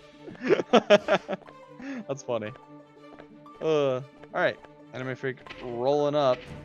Get on that spectate, and we're in there. They are ready to go. Can start any second now. Yeah, can start any second now. There we go. I think you want them to start. Do you want them to start right now? No, I mean, it'd be nice. I think he wants him to start. It'd be cool. Yeah, pretty sweet. Would be pretty nice. All right, well, we get to see some Chip in the bracket. We haven't seen Chip in a minute, so it's pretty fun. The big counter to start. Goodness gracious, Nagoriyuki coming out. Look at the damage. Oh my god. Oh yeah. I mean, it's gonna happen, right? Yeah, Jump 2K is gonna keep Nagoriyuki honest in this corner here. Has a couple options. Has the tension to get out. That is a very difficult situation. Where, yeah, that's gonna be it. That's gonna be it. That's gonna be it. That's gonna be it. Oh! And that's death too. Pretty sure. Wait, guts? Guts! Yeah! Oh, he's still alive? Gotta remember, Chip's guts ain't bad. He doesn't have bad guts at all, despite his health. Hey, but still, what a psychic answer here from Matoy. Woo! Gamma boy. Alright. Just trying to keep Nago down in the corner. Doesn't want to let him play the game because, I mean, well, you see what happens You when... don't want Nagoriyuki to have a turn move, but here we go. Block this string, no reaction to the Alpha Blake quite yet. We do have the reversal, so there's some hesitancy here. I wonder if we got another reaction. Oh, that's Blood Rage. Here. That's Blood Rage. I saw the Kamiri Yuki and I was like, that is Blood Rage for sure. Woo. Okay. Already counter his start here, trying to play the distance game. Shuriken gonna keep you honest. Out at a distance here, Jump 2K. Oh, big counter hit. Alright. Already feeling it in the corner. Gonna get a wall break. Positive bonus. What's Matoy gonna do to turn this one around? Because this is, I mean, it's one more hit in the kill. Ooh, there's 6P. Not gonna spend meter to try and get the burst in. Still with the Hanazori turn here. Yeah, the Jump 2K gonna remain safe here. Hard to get this anti-air, especially at the angle that we're jumping at here from Anime Freak. Alright, has plenty of life to play with, so it doesn't have to... Oh, what a backdash. Yeah. Alright, watch that blood gauge, though. Couple supers. Oh, that's gonna be it. Rather. Yeah. Whew. Yeah, Matoy not being too keen on reserving some of that blood. I mean, it's really hurting, right? It's the killer, right? Like, Nago is a character that is like definitely up there. As long as you manage your gauge properly, he can do there's so much that he's allowed to do, like on the ground. But if you mismanage, it's pretty much it. Like you're pretty much cooked, you know? There's no nice way to put it. You're getting cooked. That's it. Mankind. All right. Duel Going 1. back into it. But this distance game here, trying to control the neutral ground here too. Of course, the run up from Chip is so dangerous, especially with Alpha Blade to think about here. But we've had these reversal options from Toy show up, but now you got to get out of this corner pressure, and that's not the answer we're looking for. Yo, look at him go! That super's always really funny to make. He plays all his voice lines like all at once from all his clones, and it just sounds kind of funny. All right, not gonna choose to not burst. I respect it. Yeah, you may as well save it, especially at that life point. There's, you know, you really got to try to get that momentum back. Woo. There we go. The damage. Let's go. OTG damage good being jump wild. out. All right, this is how it ends, though. This is, you know, getting put in the corner and just not letting Nago play the game, right? Ooh, little hesitation, maybe? Nice. That gets blocked for sure. And gonna get a wall break for this one, too. Into the super, make sure you get that positive bonus and the hard knockdown. You'll love to see it. Yeah, got the throw. Okay, still an opportunity here.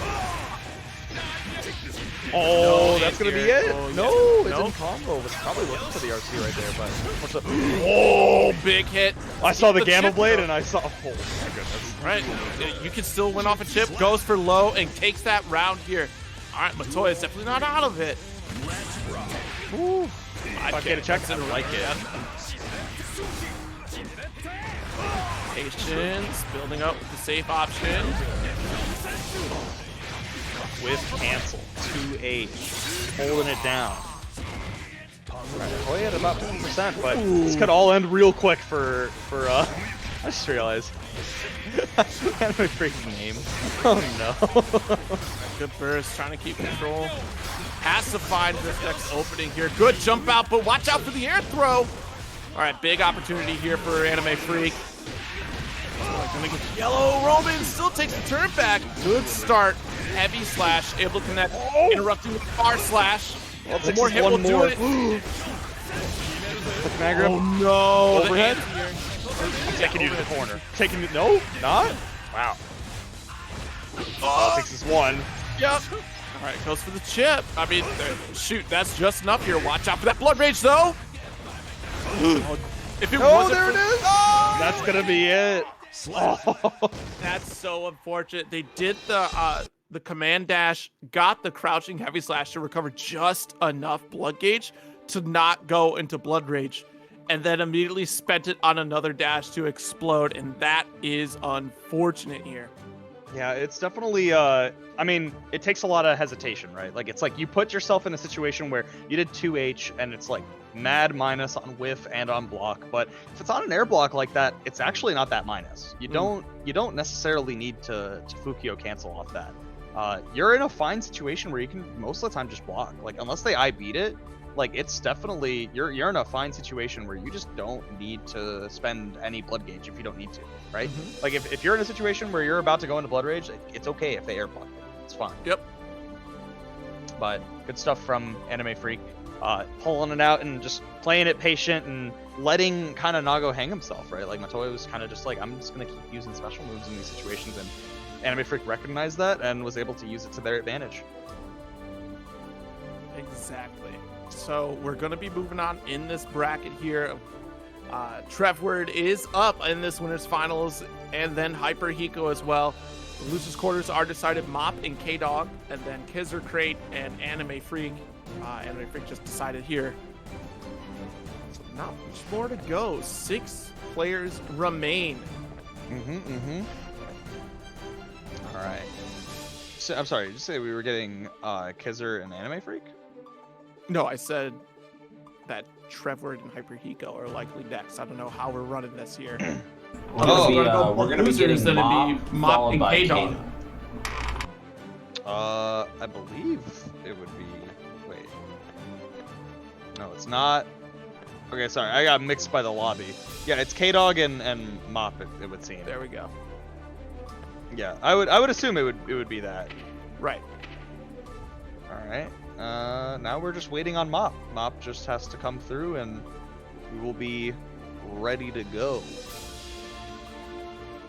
All right, everyone that's tuned in, thank you so very much. If you could, definitely tweet out the event. It certainly helps out Low Kick, as well as tweeting out that Match Arena link as well. If there are still any codes out there left in the wild, would be greatly appreciated.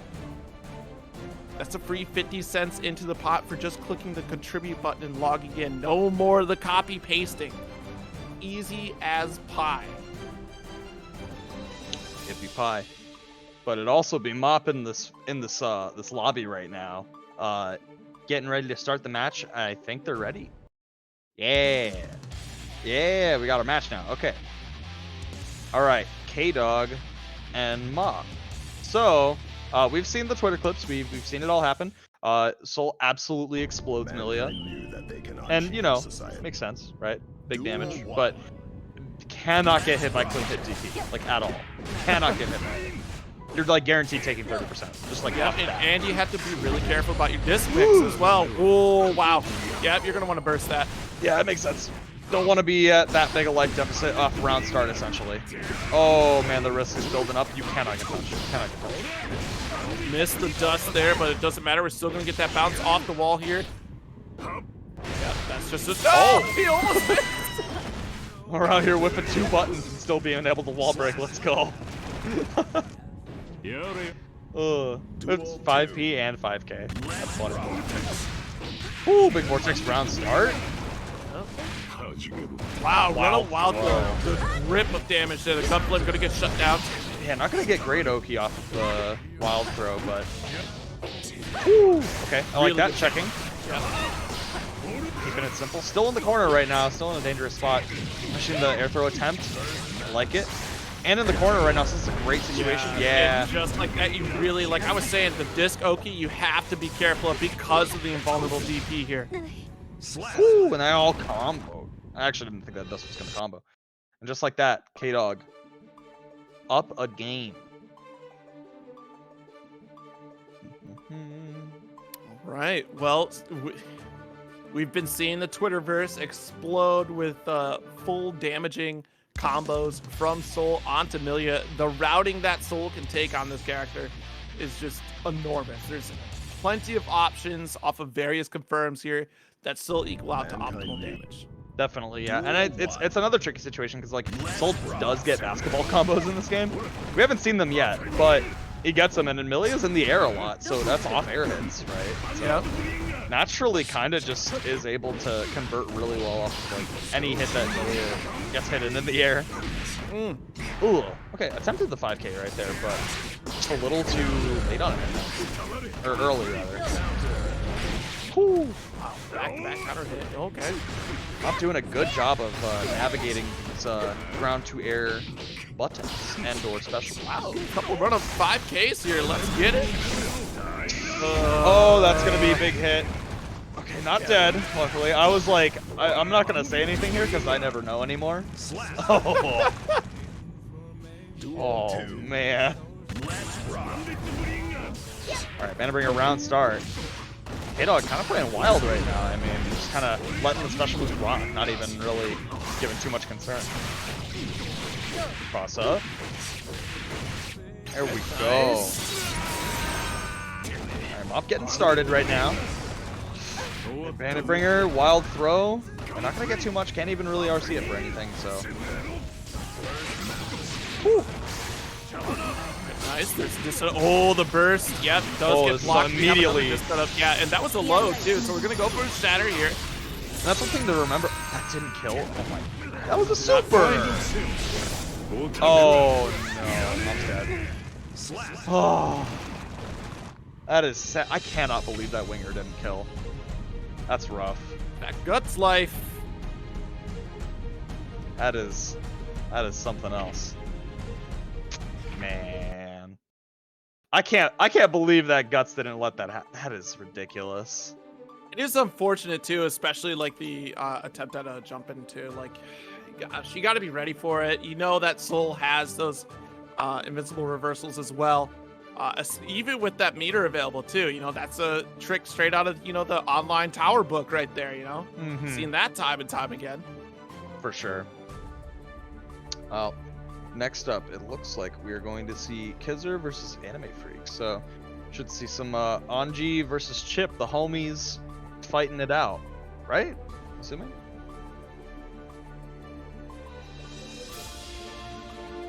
Oh, is Anime Freak still playing another match? Wait, no, Anime Freak's here in the lobby.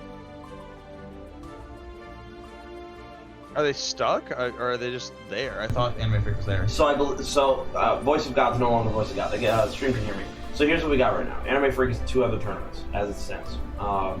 So I'm going to run Trevor versus Hyper Hiko. Should that not be resolved by then, Anime Freak, there's nothing I can do. It's almost 10 o'clock at night. It's 11 o'clock at night for Zero. Do be late. That's the best I got. I'm not sure if Grady is covering the stream. He's a lovely TO, one of my favorite humans alive.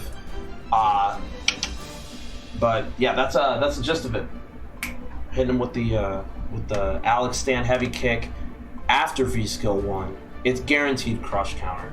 You're gonna have to go if Hyper Hiko and Trevor would wrap this up and you're still not here. All right, so I'm gonna communicate that to them. We can keep going. All right, cool. Whoa. I saw Loki on the side of the news tab and everything as far as players go. That's one of the homies right there. Love that guy. Yeah, I mean, I'm literally in the same house as the man right now. Yeah. Is Voice of God still Voice of God? I actually don't know. Yep, Voice of God is now back to being Voice of God. Oh, I see. Okay. Actually, I wasn't, but now I am. You were. Oh, now you are. Okay, you know what? Wait, is Anime Freak? You can keep your Voice of God privileges all you want. Oh, no, I'm literally playing the first one now. Can I come? Okay, But Anime Freak's not there. Yeah, it's Trevor, I think. Yeah, it's Trevor and Hyper Hiko that are going to be coming up here. You're Trevi. And then we'll have to see if Hyper Hiko goes to Potemkin or remains with May, especially against Nagoriyuki. It could be. I could see May. I think May is probably better. Right. I just don't think know. in that matchup in particular, I think Nagoriyuki would really shut down a lot of the Potemkin approach. It would require Potemkin to go for Mega Fist, which is definitely anti-airable by crouching every slash. I think the thing that Nagoriyuki would be more worried about is Hammerfall, considering that a lot of Nagoriyuki's moves are not two-hitting. So you just 6P that. Well, no, what I'm saying is, like, when Nagoriyuki swings, he does a single swing. If Hammerfall goes through that. Yeah, that's what I'd be like. Why are you gonna swing at full screen Hammerfall? I don't know. I'd be really I mean, obviously it's RPS, but it's like, right. I definitely think, I don't think it's as bad as one might think. I think there's definitely more nuance to it, for sure. I think Potemkin probably does fine against Nagoriyuki, because the thing is, when Nagoriyuki gets put into a bad situation, he will die.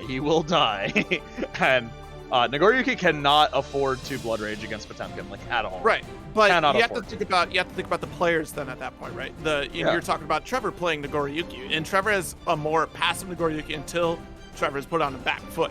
So for the majority of the neutral game, it's going to be Trevor waiting for Potemkin to make those mistakes. So instead of trying to have Potemkin make slow advancing movement, have May out there so that you keep the pressure on Nagoriyuki and force Trevor into those bad situations. Because regardless, then, if you want to play that passive game with Potemkin, then we can just play the chip out game all day. Right. Yeah. I mean, obviously, there's nuance to it for sure, but I definitely don't think it's that bad in either character's favor. At least from what I've played, it doesn't feel that bad in either character's favor, to be honest. It feels pretty, playable for both sides from what I've seen. Because I mean, when Nagoriyuki gets started, it's just he's going, right? Just going. But when Potemkin gets started, he's just going. So it's it sucks for either character on defense. But at the very least, Potemkin actually has faster buttons than Nagoriyuki. Or actually, no, Nagoriyuki has a 5-framer, and I believe Potemkin 5P is also 5 frames, so I don't know. I feel like it's fine. I feel like it's fine for either player. But we will see. We will see, because we still need to get Hyper Hiko in here. Who's Hyper here? Hiko is in the lobby. Let's go. Looks like we're getting started. We love to see it. All right, so it is May. Going to keep that pressure on Nagoriyuki.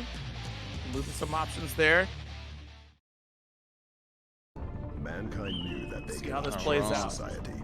So Hell yeah, we're on Faust stage. I like the themselves, stage. they Good blamed stage. the beasts. And also a very netplay friendly stage. I love it. Alright, we're letting intros rock, just hanging out. May! I like it.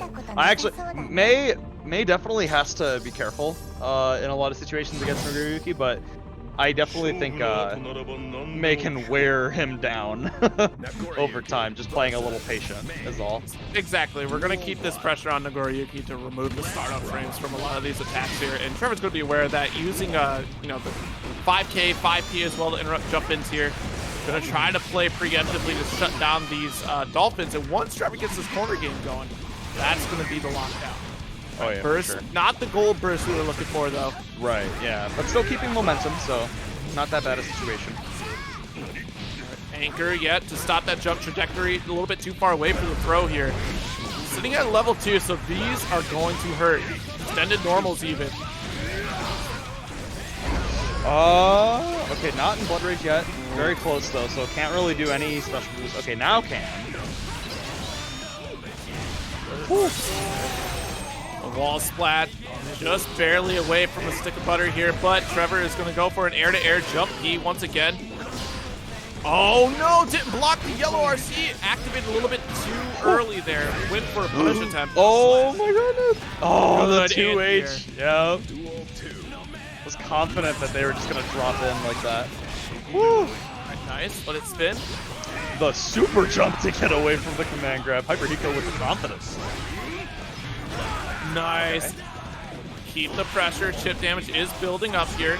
And you notice, too, that it's removing meter for Hyper Hiko. Risk gauge is cranked here. Hyper is going to get interrupted here. SEAL Team 6 is going to get overdrive. I really didn't expect the run-up Seal. That was kind of I thought it was going to be a throw, so this is really interesting. He's been baited. This isn't death yet. Nope. Spent a lot of blood gauge on that, but wasn't able to get the kill. Oh no! Alright, trying to get the side swap here. Pressure.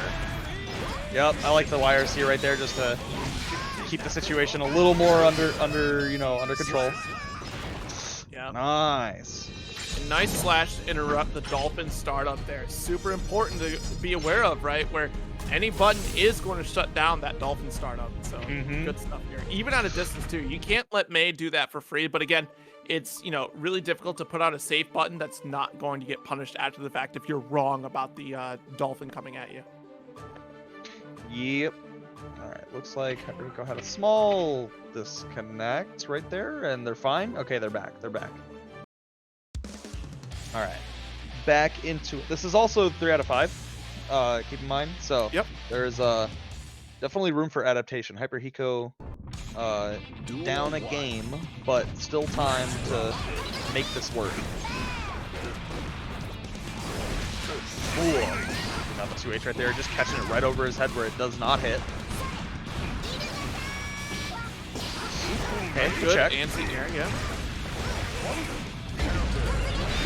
Wow, the anchor comes a swinging. The anti-air attempt gets stuffed as well. Trevor at less than half health here, but still coming in with the chip damage. Yeah, good attempt at the throw here. Dolphin's still going to keep it on his counter hit. Yeah, this will be a full wall carry here. Oh, dropped it. Oh, no. That drop is important because the thing is, when Nago's allowed to live, this could change at any moment. Right, exactly. And it is Trevor we're talking about here. Low health, so we're about to kick into overdrive here. And it's not going to get a chance to come out and explode. That's going to be a Dolphin to shut down the round. Ooh. Again, once again, getting another close slash. I actually didn't think that was going to happen. All right, keep the pressure. 5K, lock it down. You're not jumping out, even if you are May. Unfortunately, not being able to anti-air in these situations, it is hard. Gold burst. Ooh. Nice. Good patience here. Does this anti-air? I think we're going to block in time. Yep. No, not even. Goes for a purple RC. It whiffed entirely. It wasn't even blocked. That's crazy. Oh, the disjoint uses it, but the dolphin's still, or the Shamu's still going to come out. It is a projectile technically, so. Oh no, you gotta be careful about these startups here. That's unfortunate. Trevor gets shut down. That's 1 apiece here. All right, 1-1. Hyperhiko making them adjustments, keeping the aggression up, said, you know what, it's just not enough. I gotta jump in over his head. He needs to show me that he can 6P. That's just what it is. Well, you got to be careful too, as well. Like we see a lot of crouching heavy slash being the anti-air option as well too, which does a significant amount of damage. Does recover some blood gauge as well too. But you're right, 6P might be an option as well. Even it's difficult, especially off the jump heavy slash or even just anchor falling as well. For sure. Yeah, it's not definitely not an easy one, but something's got to change, right? Something has to give. Woo. Plus frames. All right, I like the challenge there on the S Totsugeki. Ooh. Still challenging. Let's go. Look at the risk gauge right now. Yeah, this absolutely. Yeah, any counter hit would have meant really big damage. Exactly. All right, not. Okay, I was about to say, not doing a great job of challenging these H Totsugekis. The thing is, there's a lot of startup on them, but as I live and breathe, just decided to put stuff a super in that, you know. Trevor said put a sock in it. Oh, I like the 6H off that 5P conversion. Woo! Spending it all. Oh, no. Yeah, gonna go into Blood Rage. Yeah. Oh, somehow does it. It might not matter. Still got it here. Anyways. Oh, nice. Yes. Slows down with the blue RC. Able to get the 5P punish there off the overhead before it activates. Love the 5P checks in here. Nice air throw. Damn. Okay. Whew, there we go. The 5P just trying to catch me existing in the air. Nice. Oh, okay. nice back drift here. Able to spin into the wall shatter just to get the perfect. Trevor like up that. 2-1. I like that. Just keeping the meter around, like not deciding. The adjustment here that was made was that before Trevor was using his meter a lot on the far slash string and then RCing it for pressure. But this time around, it was like, okay, well, if I'm going to possibly get her to stay still, then I'm going to get a command grab. If I don't, I could keep my RC around to save myself from the command grab and just punish outright. Exactly. So good adjustments from Trevor in that scenario. Now we just need to see what Hyperhiko is willing to control the nooch, that's what. Yeah, no, that's going to be so important here. I love these just easier normals here, going with the 5P. Keep this swift. Safe. All right, burst. Get control of the neutral once again. Yeah, and then Hyperhiko wants to take that back here, trying to get the momentum once again. Ooh. All right, good patience here from Trevor. Oh, but got caught low. Jump heavy slash. Yep, keeps it safe. Oh, the big anchor. Woo. Can't jump it away, but the far slash gonna hit anyways? Damn. Alright, yeah, that's definitely gonna be a wall break. Yep. Yeah, but doesn't spend the meter though. We're gonna save it for this next interaction here. There's one. One more interaction will do it, and Trevor does turn it around here. Didn't even need to use any of the meter. Was just sitting on the raw reads alone. Okay. Oh, tried to challenge on that Totsugeki right there, but unfortunately was already blocking a heavy Totsugeki, so she's plus there. Whew. Oh, wow. Alright, not looking so good for Trevor this time around, but still another round to play with, so. Hyperhiko with a lot of meter on deck that round too. Right, yeah. Okay, oh, the 5K gets interrupted, yep. Slash. Opening on this, nice 5K. Finding finding that opening here once again. Nice, going for the slash series. Counter hit. Not having the meter to back themselves up from, you know, just keeping it safe right there. Going for the mix-up, but fortunately just missing it.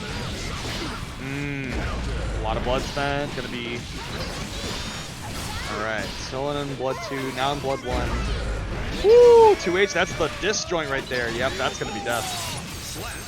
2-2. Back and forth, back and forth. Yeah, I mean, if anything's... One of these players has got to take it all right here and now, and it does definitely go back and forth here. It's so soul-crushing because, you know, they're both doing a lot of work here. Meter is, like, nothing is being left behind here, basically. It's one read after another here, and both are really trying to capitalize on each situation. So great stuff here. Let's see how this final round goes. I'm on the edge of my seat. All right, let's see who decides to take it this time around.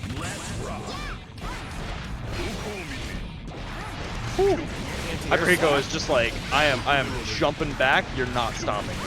Yeah. Okay, good backdash here, and able to get enough slashes in to get the blood to recover enough. I like the use of the RC there to cover your approach instead of using burst. The gold burst, it doesn't matter here. Still going for chip win. Oh no, got caught trying to press a button here. Trevor still has the life lead here, still has significant opportunity, and decides to 2P there. That's not a safe option to go for overhead here. Trevor close to it. Yeah, just checking in those Totsugeki situations. I love it. Trying to look at these anti-airs right now, but this is just mad tricky against Mei, right? Like, Mei is just jumping around, being a little spider monkey-ass character, and just, like, moving, right? Constantly. So just try and catch it, close it down, hold him in the corner. Yep, just take the damage here. Not afraid of the burst, just really trying to build up that blood rage into level 2, trying to sit around here, 6P attempt.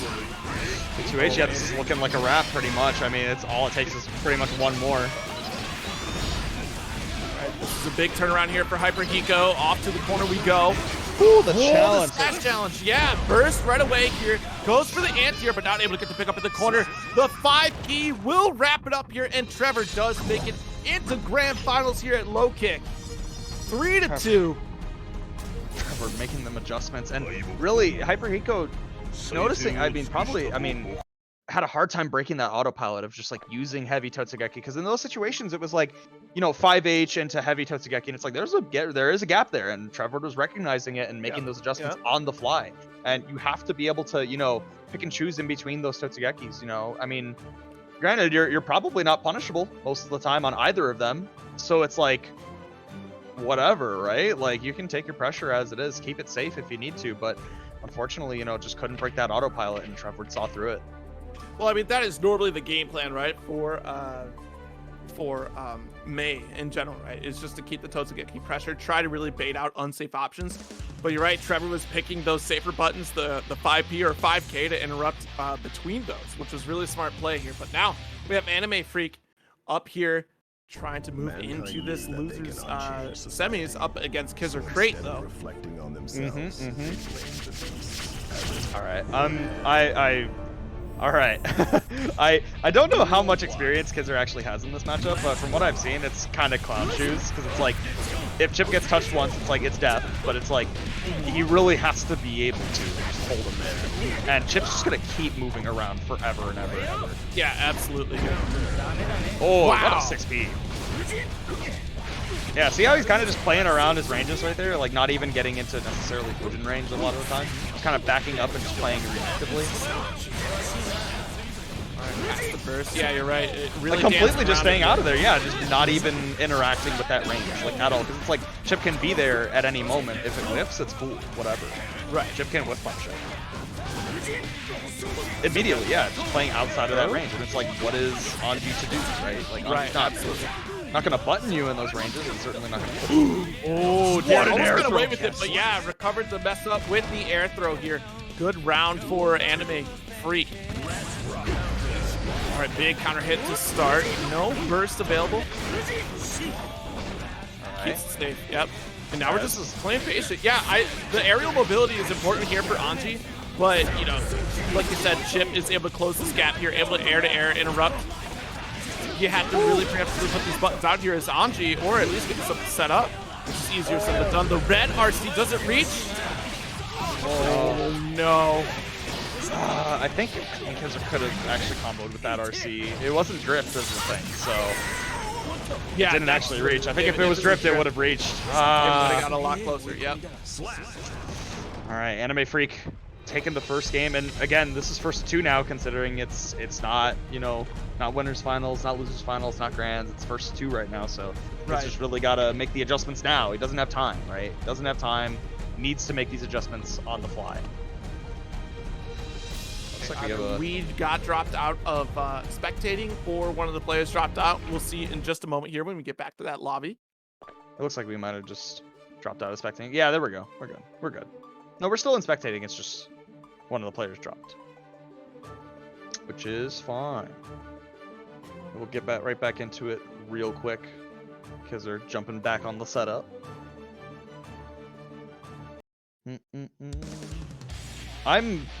Honestly, I'm kind of at a loss as to what Anji's supposed to do about Chip just kind of playing around the ranges. It's hard. It is just so hard, right? Because of how quickly Chip can move around. You're really trying to preemptively set up a lot of you know, movement options that Chip has, but Chip is so fast that it's going to be tough. You have those larger normals from Anji that's supposed to be able to cover a lot of that, and we do see this big fast start here for Kizer. Trying to get the dance. Dare you to come in. All right. Runs out of it. Wow, that was interesting to beat out the the alpha blade, the up alpha. Just ran out of it. Having a difficult time pinning down Anime Freak. Yep. And that's the thing. You have to try to stop Chip from moving around here. And big jump in the start. Let's get the butterfly out. Watch out for DP attempt, which is not coming out. Oh! The Blaze Blue Classic. Multiple weapon throw in their faces. There we go. Go for 5P. I do appreciate that dance is coming out though as well. Try to dare Chip to make that approach because he has to run up throw. But Kizer is definitely ready. Big Cove. Closes it out. 6P. Wow. Good stuff from Kizer. Alright, big Fusion to start out the round. Yeah, I agree. Using the dance in these situations is good just to show that it's on the table, right? Like, it doesn't even matter necessarily that it hits or not. It's just knowing that it is an option and making Chip think twice about, you know, sticking out a button where he shouldn't. Right, exactly. Big overhead, not blocking. A little too far away, didn't get the micro walk. That's okay. Still gonna get a conversion here. Big wall break. Yeah, massive start here for Kizer in the second round. Oh! Big throw, no air throw though. Yep, there was an attempt though. Jump D to come out.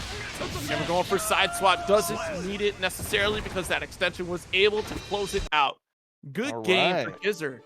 Yeah, Kizer really turning it around. I think Kizer in a lot of those situations was kind of just like, you know what? I need to stop swinging out just in neutral a lot of the time because like every time that Fujin would come out and it would just whiff, Anime Freak would be ready for it. And Kizer was like, you know what? I'm only going to do it if Chip's like on the other side of the screen in the air, right? Like it's not even, I'm not even gonna like try to do it while he's on the ground or anything. I'm just gonna chill and play a little more reactively and just kind of 6P where I think he's gonna be, and hopefully everything works out.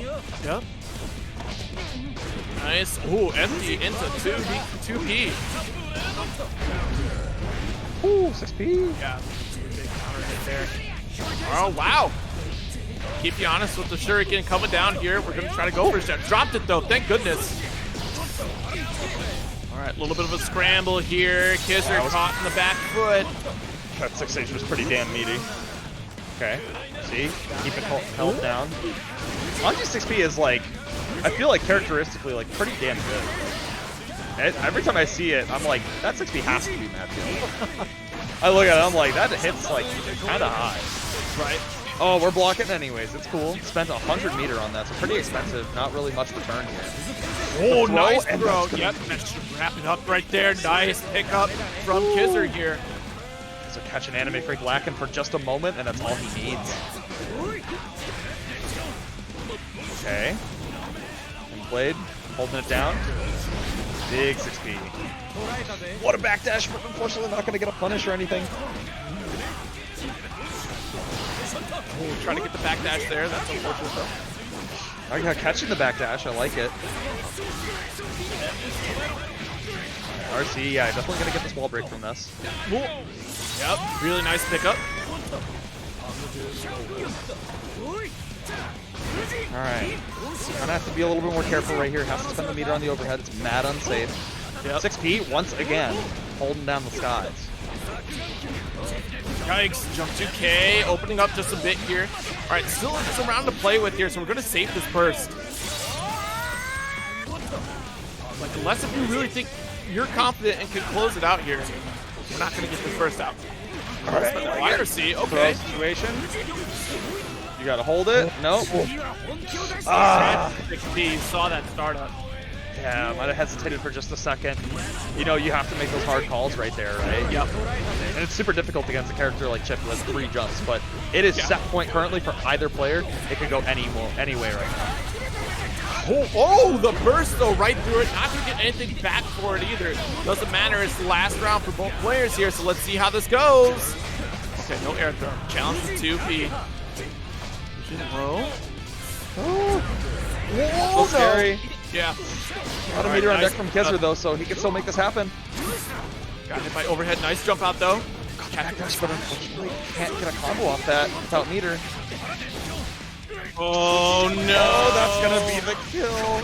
Anime Freak moving on in the bracket. Kizzer unfortunately out of the bracket. Really good run though. Really tough to hold down a chip that is moving like that. But Kizzer definitely had a lot of options, you know, covered there. Really well fought. We didn't see any sort of parry attempts as far as like overdrive parries, but we did see a lot of dance come out there, and I think that was really not paying off for Kizzer in that match. How fast Anime Freak was playing that neutral, like really being safe, making those pokes, making solid decisions, avoiding trying to get caught by those parries. So we saw Kizzer kind of resort more to co-approaches or even just further Fujin approaches as well, trying to mix it up with some throws or even lows as well. But them's the breaks. Kizzer did a tremendous job. Anime Freak moving on to go up against K-Dog here in this losers semis. Yes, this is going to be quite the run here since we've already ran winners finals. So if Anime Freak hopes to take this, I mean, he'll have to make a gauntlet, right? Like this is going to be a gauntlet. So this is just the game that has been laid out for him or her. You know, it's been laid out for them. So that's just what it is right now. I mean, it could be a real gauntlet. I'm just saying, like, Anime Freak's looking pretty clean right now, I have to say. Yeah. Came up throughout this entire bracket with, let's see, I think they went up against Hyper Hiko. Let me double check that bracket here. Yeah, Hyper Hiko came out on top 2-1 over Anime Freak just before the top 8 qualifier here. And Hyper Hiko is sitting in losers finals, so if Anime Freak does make it back for the run back here, I wonder if we'll have a different story here. We didn't get to see that match on stream, so we don't know how close it was. It did end up in a 2-1, like I said, for Hyper Hiko, though. All right, so K-Dog is back up against Anime Freak. Yeah, I'm interested to see how this is going to go, because K-Dog, like, from what we've seen, it gets pretty wild, and if you can't stop his wild autopilot, you're just going to get eaten up, right? Like, you're just going to get eaten up. So I'm hoping that Anime Freak can... Wow, was that round start wild throw? Oh my goodness. Probably meant for Bandit Revolver, but, you know, or Bandit Bringer. On a hike. Okay, yeah. Anime Freak is just running in circles right now. This is crazy. Right, yeah. This is looking pretty rough here, but it could just be one straight hit from Soul here. K-Dog is on defense, so I don't think that's going to happen. Nice pickup. Alpha Blade to close it out. Yeah, Anime Freak is not content to let it happen. Woo. Swinging it around star, not going to matter. DP back, you're not hitting 5K on me right there, homie. Trying to approach with 6S, but already we're jumping in the sky here. Try to control Chip from flying so much. We do have a couple different options here, of course, DP, but with Chip up that high, it's going to be tough to reach. I don't even think heavy Volcanic Viper's reaching that high even. Whew. Like the backdash out of there from the Bandit Bringer. And going to convert and make sure that he gets the wall break. I like it. Woo. Okay, get the cross. doesn't want K-Dog to even get the opportunity to vortex into RC and get pressured. Right. Yep, there it is. Yeah, you don't want to be in that situation at all. Okay, YRC, but still gonna punish that 2D attempt there. Really tough to try to counter that jump 2K. Counter hit, no full pickup, just enough to get a hit. I don't think this connects, I think this blocked, yep. Blocked on the other side too, so it was definitely easier punish. Woo. All right, Anime Freak going up one. Again, first to two, not losers finals yet, so. K-Dog has to make them adjustments now, has to, you know, do their best to stay on the offense and not the defense, because clearly on defense it is not looking good. It's looking grim. But I don't think it's over yet. I think K-Dog can definitely make some adjustments here. But I mean, shoot, that momentum from Anime Freak right here, we have to make something happen here and now. Last chance for you. Big 6P. Woo! God. Man, whips cancel 2S, 2H. Oh god, that is so good. Okay, attempted to go for a 60 anti there, but mistimed it for it. And now K-Dog getting an opportunity to put the aggression on. Tried to backdash there, but unfortunately just got caught out by the Beta Blade. Right. Oh my gosh, this corner game is insane. There's the DP Heavy here. Volcanic Viper. Yep. Woo! Oh no, Oh. a little bit early though. That's unfortunate. Had to wait a little bit longer for that wake up. Okay, still not out of it yet though. Any hit can do it. Oh, the big charge Dusty put a foot in there, and that will hurt. Yeah, has to burst. Opting back dash here, 6S in the Bandit Bringer. We have the fastball. Oh, that's rough. One touch. That'll do it. And the JD to punish the Vortex all the way from up top. That is insane. Slash round start. Whew. Trying to put on the pressure, push all the way to the corner. Oh, wow. Hold it down. Alpha Blade. Man, we're just doing things out here. That's Whoa! crazy. Yeah, Beta Blade back. Oh my goodness, the burst got blocked. I believe they're getting hit. No? Oh, I thought I saw the startup of like a 2P. No, you saw the recovery of the dash. Ah, I see. But hold on now, the Bandit Bringer closes it out. Man, the damage. I mean, it's chip. So. Cool. Trying to go for some crazy Hail Mary. Vortex. Oh wow, 6P. Bandit Revolver. Oh no, you're reaching for that one, but fortunately it was just S. Honestly, I think it's okay. I think it's okay in this situation just to show that it's on the table, right? Yeah, I think it's can't okay. just rush at me. I do have a invulnerable wake up here. Alright, wall break, gonna get the positive bonus, but K-Dog not fully out of it yet. I mean, still has plenty of meter on deck. Oh. That was a far slash attempt. Oh no, yep, this goes into overdrive here, gonna carry over to the wall. Not a kill quite yet. Yeah, not a kill, yeah. Lots of meter on deck though. Oh, the cross-up situation! Alpha Blade! Oh man, that is hard to block. That is not easy to block. And I mean, especially on your wake up too, right? Because you're not prepped for it right away. At the time, if it's a media timed Alpha Blade diagonal, like that's rough. Right, there's a lot to think about in that situation. You're in a knockdown situation, and it's like, this can go wrong like 4 different ways, and then it goes wrong in a sixth way, and you're like, I didn't even know it got there yet. Was not ready. All right. Well, that does mean that Anime Freak makes it back to face off again against Hyper Hiko in a double jeopardy situation here. Well, now the decision needs to be made, because the thing is, we can't really hold up the bracket. Can't hold up the bracket, and I know Anime Freak's in another tournament. Well, so, Anime Freak did stay on the station here, so. Okay, then we shall see. I mean, Anime Freak, you know, making those decisions. I mean, you got to make that call, right? All right. Hyper Hiko's jumping on pretty soon. Looks like we're gonna see Chip versus May, and this is like you said, this is a possible double jeopardy. Yeah, Anime Freak's sticking around. Just not being the voice of God for a moment, being actual voice. I'd like to point out, by the way, that the Matcherino is currently at an even $30, exactly $30. Thank you, everybody, for your contributions. I would have, like, the transitions and all that kind of stuff set up, but I'm currently not at my own PC, so I'm just kind of...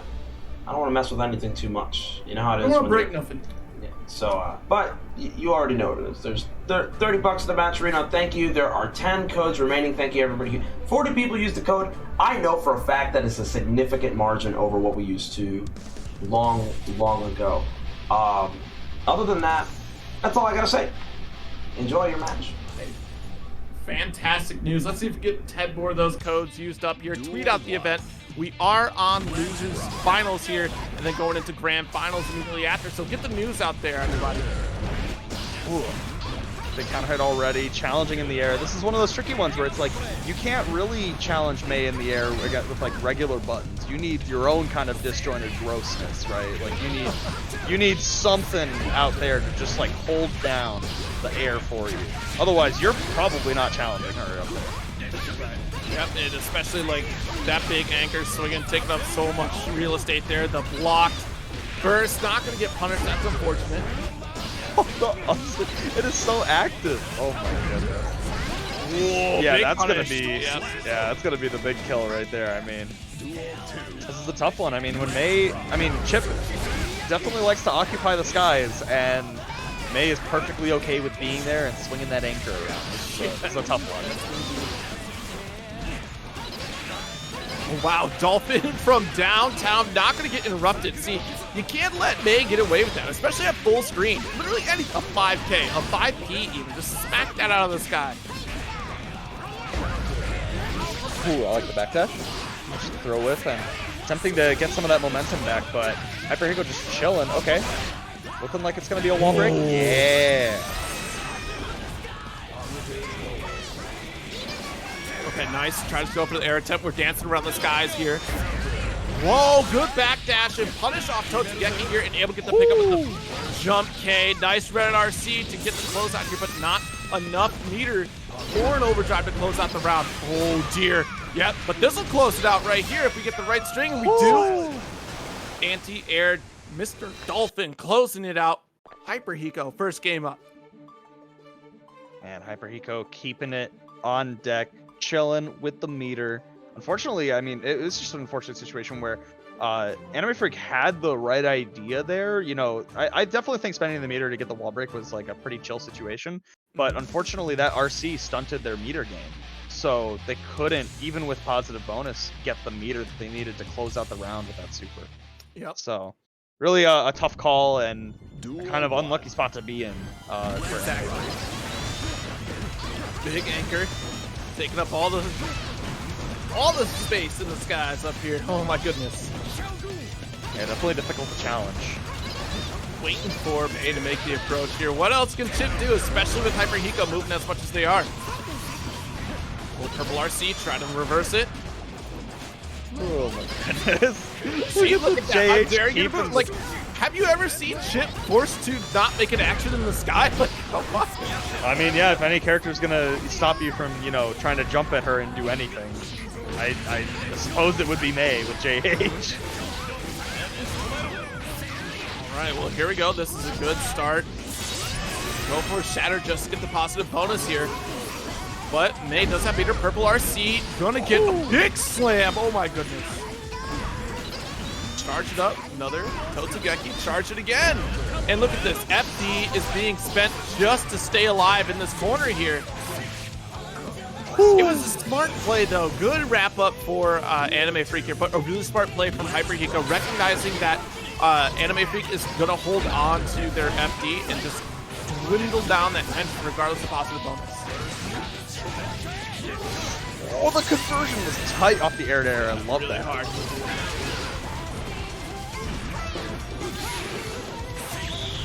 All right, I like it. I'll see back. Oh, Mei. And we're gonna see the mediate dolphin. Yep. Actually, that wasn't entirely good. Beta Blade? Yeah, that's gonna be death. It wasn't. All it takes is one more in any situation. JP keeping it safe. Hyper Hiko. I like the ability to just be like, you know what? I don't need to risk it too much. I don't need the JH. I need JP. Okay, nice big swing. Ooh. Gotta be real careful. Look at that wrist gauge. Nice catching low with the 2S. Big approach here. And again, that Totsugeki being such a threat for Anime Freak here.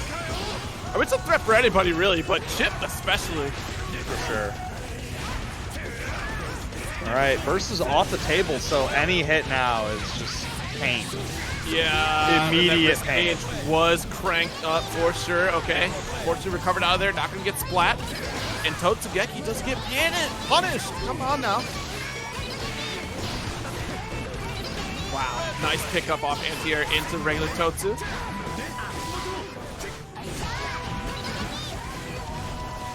Okay, Sage. This is really dangerous now. Now with Hydreigo having 50 meter on deck. Yep, that's gonna be it. That is the great equalizer right there. Right, the having anchor. that meter on deck. Yeah, I mean, Mei by herself is already pretty scary, especially when there's counter hits. But when there's meter on deck, it's like you can't get touched at all. Yeah, you can't get touched by pretty much anything. Any S or H, it's like you're about to be put into the loop. It's gonna hurt. But it is 3 out of 5. Yep. Losers finals. Wait, do they know that?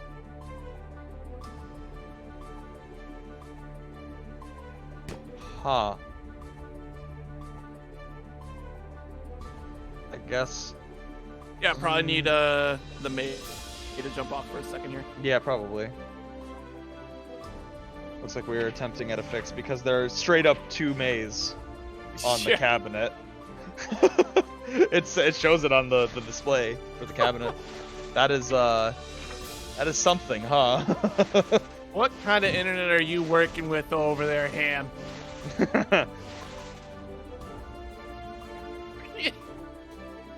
Yeah, I think he's actually got pretty good internet over there. In Seb's defense, there are 3 other people that consistently use the internet, and we are constantly streaming up. Okay, but look at the station. Look at the station. Oh, is it open? Oh. Dude, he really does spend so much money on his internet. That's important.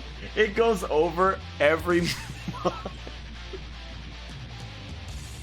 Goes over. Oh my gosh. Yeah, because data caps, they're dumb. They're like literally the worst. All right, back into it. We'll see if Anime Freak can do something about this right now, because like Hydreigo's just on a terror, right? Right.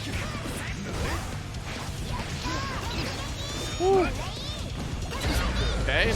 Oh, wow, big counter hit off Dolphin. Goes for the throw. Yep, nice decision making here from Hyper Hiko. Oh yeah, not blocking the Alpha Blade. Yeah, that is a tough one to block. Again, You still hear have to the be really Alpha, careful. really tough to sure like which one it is.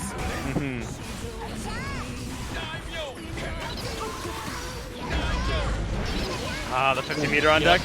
Not gonna do too much damage, but Stuff definitely in a bad situation right now. Right. Yeah, gotta just avoid staying in the corner, especially against a character like Mei. Absolutely. Jump K coming out. Oh, big heavy. Oh, forces the burst. I like it. I mean, honestly, this is a dub already. This is already a dub for. Well, yeah.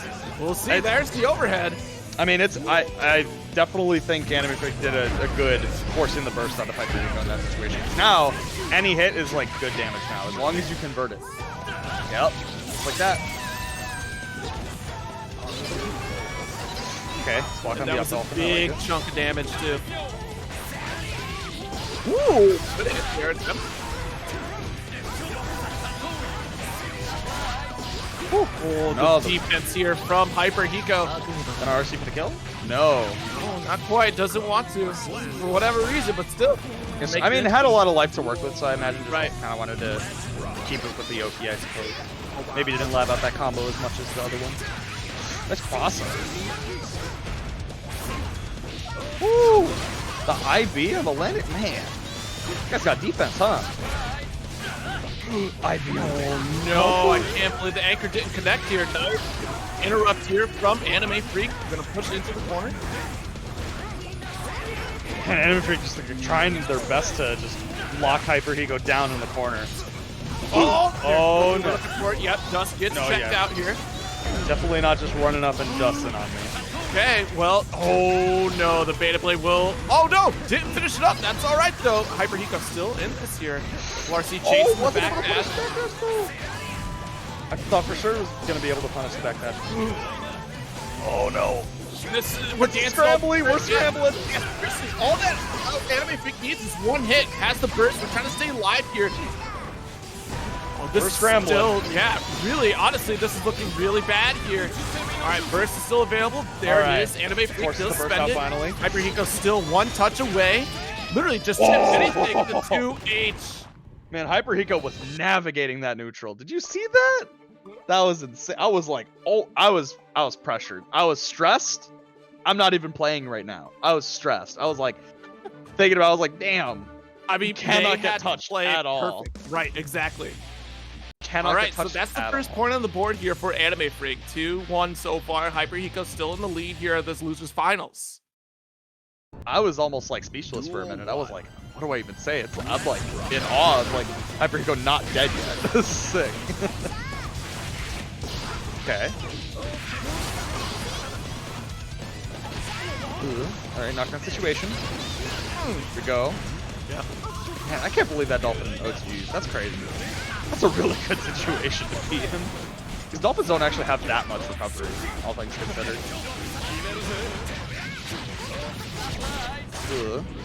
All right, looking real good for Anime Freak right now. JD to beat up the Dolphin. Let's go.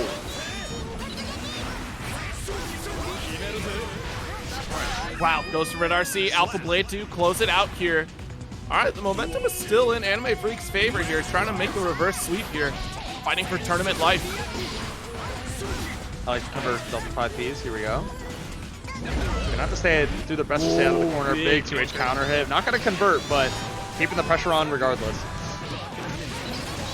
Low, OCG. Overhead. Is that a safe jump as well? Man, that's crazy. I can't believe it. Man, mate! Who let May be like this? Some would say it's about time for May. It's the ranking. Okay, big anti-air, but not able to get the conversion after. Okay, double jump piece. Oh, no punish off of it. All right, nice really good blocks here from Hyper Hiko. Kind of has to chill right now. Yeah. Doesn't have to make too much commitment. A DP comes out. One more touch will do it. The overhead does get blocked. Still spending plenty of FD here. The overhead again. Yeah, her 6K is pretty hard to. I don't know. I personally have a hard time blocking it. I don't know if anyone else does, but it's fast. You got to be on it. Got to be ready. Both players still have bursts available in this round too. Ooh, wow. Betting it all here. All right, out of the corner. Thanks to Dolphin. Risk gauge cranked for Hyper Hiko. Yes. Oh, waited for the burst, but delayed it long enough. Good stuff. Oh, wow! Yeah. We're behind, but we got a DP of our own here. Alpha Blade gonna get punished here. Yep. Oh, the burst! Oh my god. This is massive. No way. Shamu comes out. Big shatter here. Hefty jump. Okay, one more touch. We'll do it here. Surprise. Still a super available. Whoa! Not gonna kill, not gonna kill, not gonna kill. Not quite yet. Oh, yep, has to block. Be defensive here. Still has 2 bars of meter available. Shamu comes out. Roman can't slip because Shamu's still rocking. Oh! The 6P. One touch will do it. Oh my god! What's happening? I can't see it. Oh, no. Right, good defense, but does get caught. 6K here again. Anime Freak bringing it back 2-2 in the set. Anime Freak feeling it right now. Needs to keep this momentum up. That was mad close. I have like on the edge of my seat with that one because it's like at any moment Chip can just die. Well, and that is so unfortunate there because Hyper Hiko was faultless defensing to stay alive, but unfortunately ran out of tension at the very last moment there. Okay, final match. Duel 1. Yeah, tension's high. Definitely gotta Keep your cool, right? Keep your cool right now. Nice GD counter hit. Doesn't get a fat conversion in the corner to death off of it anymore, but... Oh, no, but you're going to get one here. Pretty solid. Wow. This is not a way to start this final set. It's trade. It's okay. Nice respect on the DP. I like it. Forces Chip to spend the meter on it. Oh, got caught low. Yeah, we see time and time again that Hyper Hiko is getting caught off of a lot of these Rekka series, usually after the first hit, second hit. I like the use of the third jump right there to try and just avoid the JH up with DRC. It's like, I'm in the situation, it's like, I still have options. Recognizing that and knowing that Hyper Hiko wanted to go for the air. Air to air. Almost converts. Sells in the corner, immediately trying to get out. Oh, wow. All right, full extension off the Rekka here. Goes into overdrive here. Gonna put on a grip of damage. Things are looking bad here. Hyper Hiko has to turn it around. Ooh, the meaty close slash. This is looking like the game. Yep, that's it right there. And just like that, reverse 3-0. Hyper Hiko goes down in third place here, and Anime Freak moves on into grand finals against Trevward. Ooh, man, the stress. I can't imagine the stress coat going through Anime Freak's mind right now, because it's like back-to-back characters that are just gonna. I mean, it was Sol, it was Mei, and now it's about to be Nagoriyuki. So it's like at any moment you can just explode, right? Yeah. Absolutely, just get blown up. These are like definitely some of the characters that put on a ton of damage in this game. Absolutely. We've made it all the way here. Grand finals. Chip up against Nagoriyuki here. Definitely get in there, put out that Matcherino, make sure all those codes get used. 10 left, retweet it. That goes a long way. It do be do. I don't know if we still have them, but if you haven't already, please contribute to that match arena, because we probably still have some codes left, and if you haven't already, check it out. Yeah, we have 9 remaining, so if 9 of you in chat who haven't contributed to the match arena yet, please do. We still have some free codes left. Literally all you have to do, log in and claim a code. And you can log in with pretty much any social that you have. It's cool. Just click on the claim code and you'll put 50 cents towards the prize pool. Really appreciate it. Look at that, already got one. 8 remaining. I know you guys can do it. Right, here we go. Grand finals is about to begin here. Trevor is set up on the sticks. Now Anime Freak is primed and ready here. Let's go. Grand finals. Big old grand finals. Man, this is another matchup that I've had some decent experience in, but like every time I play it, I'm like, I really do feel like I'm just swinging at Chip and hoping I get lucky with it sometimes. Like, I mean, granted, that's going to happen sometimes, but it's like you can, as Chip, you do have to be real careful, because at any moment, that's just death outright. I mean, he definitely gets 2-touched by Nagoriyuki in the proper situation, so it's just like, you can't mess around. You just got to make sure he never gets to play. Yes. All right, intro's rocking. It do be do grand finals. Nagoriyuki versus Chip. Duel 1. All right, what's the opener looking like? Yep, 5K. This is the start right there for Nagoriyuki here. And already in the corner, there's the burst. Oh yeah, Flash. Yep. yeah, just to avoid the wall break situation. Ooh, hiding over the 5H, but it's chill. Yeah, forcing the burst out of Trevor. Doesn't want to be in that situation in the corner. Letting him walk out a little bit, gain a little bit of space. Never mind. Whew. Little drop, but it's okay. Yep, close slash. Still getting this blood gauge down just a smidge here thanks to these slashes. Ooh, big commitments here. All right. All it takes is one good hit from Trevor right now. But Anime Freak just dancing around it right now, making sure to stay at those angles where those bigger hits are not going to hit.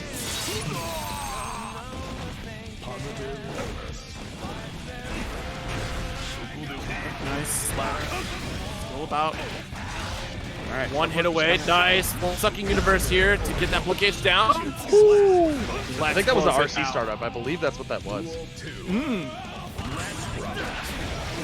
Wow, the 5K does connect to Trevor. Smart stuff here from Trevor here to understand the neutral game against his character.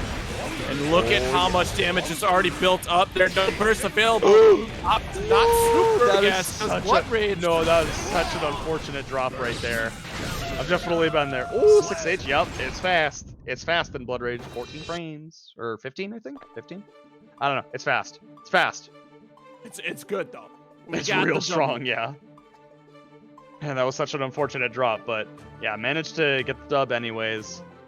Trevward staying confident, even, you know, in the face of, oh man, I messed up, you know? Yep. Potentially just getting an opportunity to chip. Oh. All right, game 2. Mankind. What are we looking at now? Assuming Trevor's probably still going to check the 5K. Yep, there it is. Doesn't work. If it ain't broke, don't fix it. Right. Nice delay. I'm trying to catch the backdash. And you gotta love all the space that Trevor is controlling here as well, too. Catching a lot of backdash options from Chip here. You know, these extended normals really helping things out as well. Nice blue drip. The IP.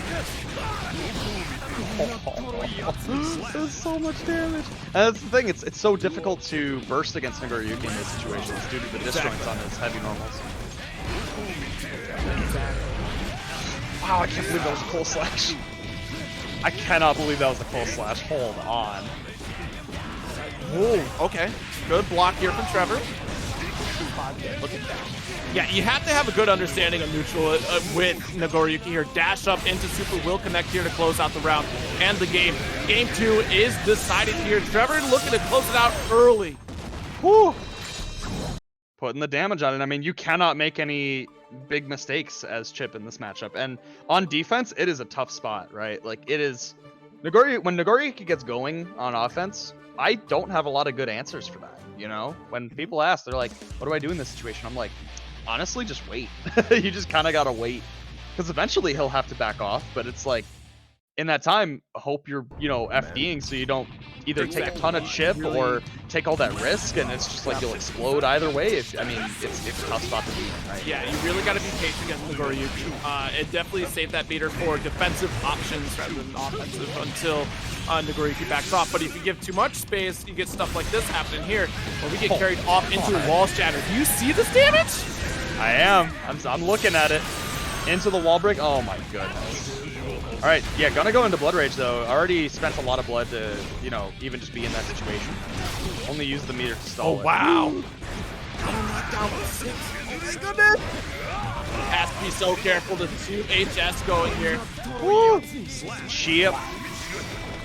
No DP attempt here. We're looking at tournament point for Trevor. A first for Trevor since playing Guilty Gear Strive, and I'm pretty sure first for low kick as well. Woo. All right, that's gonna be a chunk. Gold burst. All right, a lot of meter on deck. What to do? What to do? A lot to think about. 6B, I like it. Yeah. Pick up off the 6K here, going for this wall situation. He does get the splat. We do spend the overdrive. Surprising, but let's keep it going here.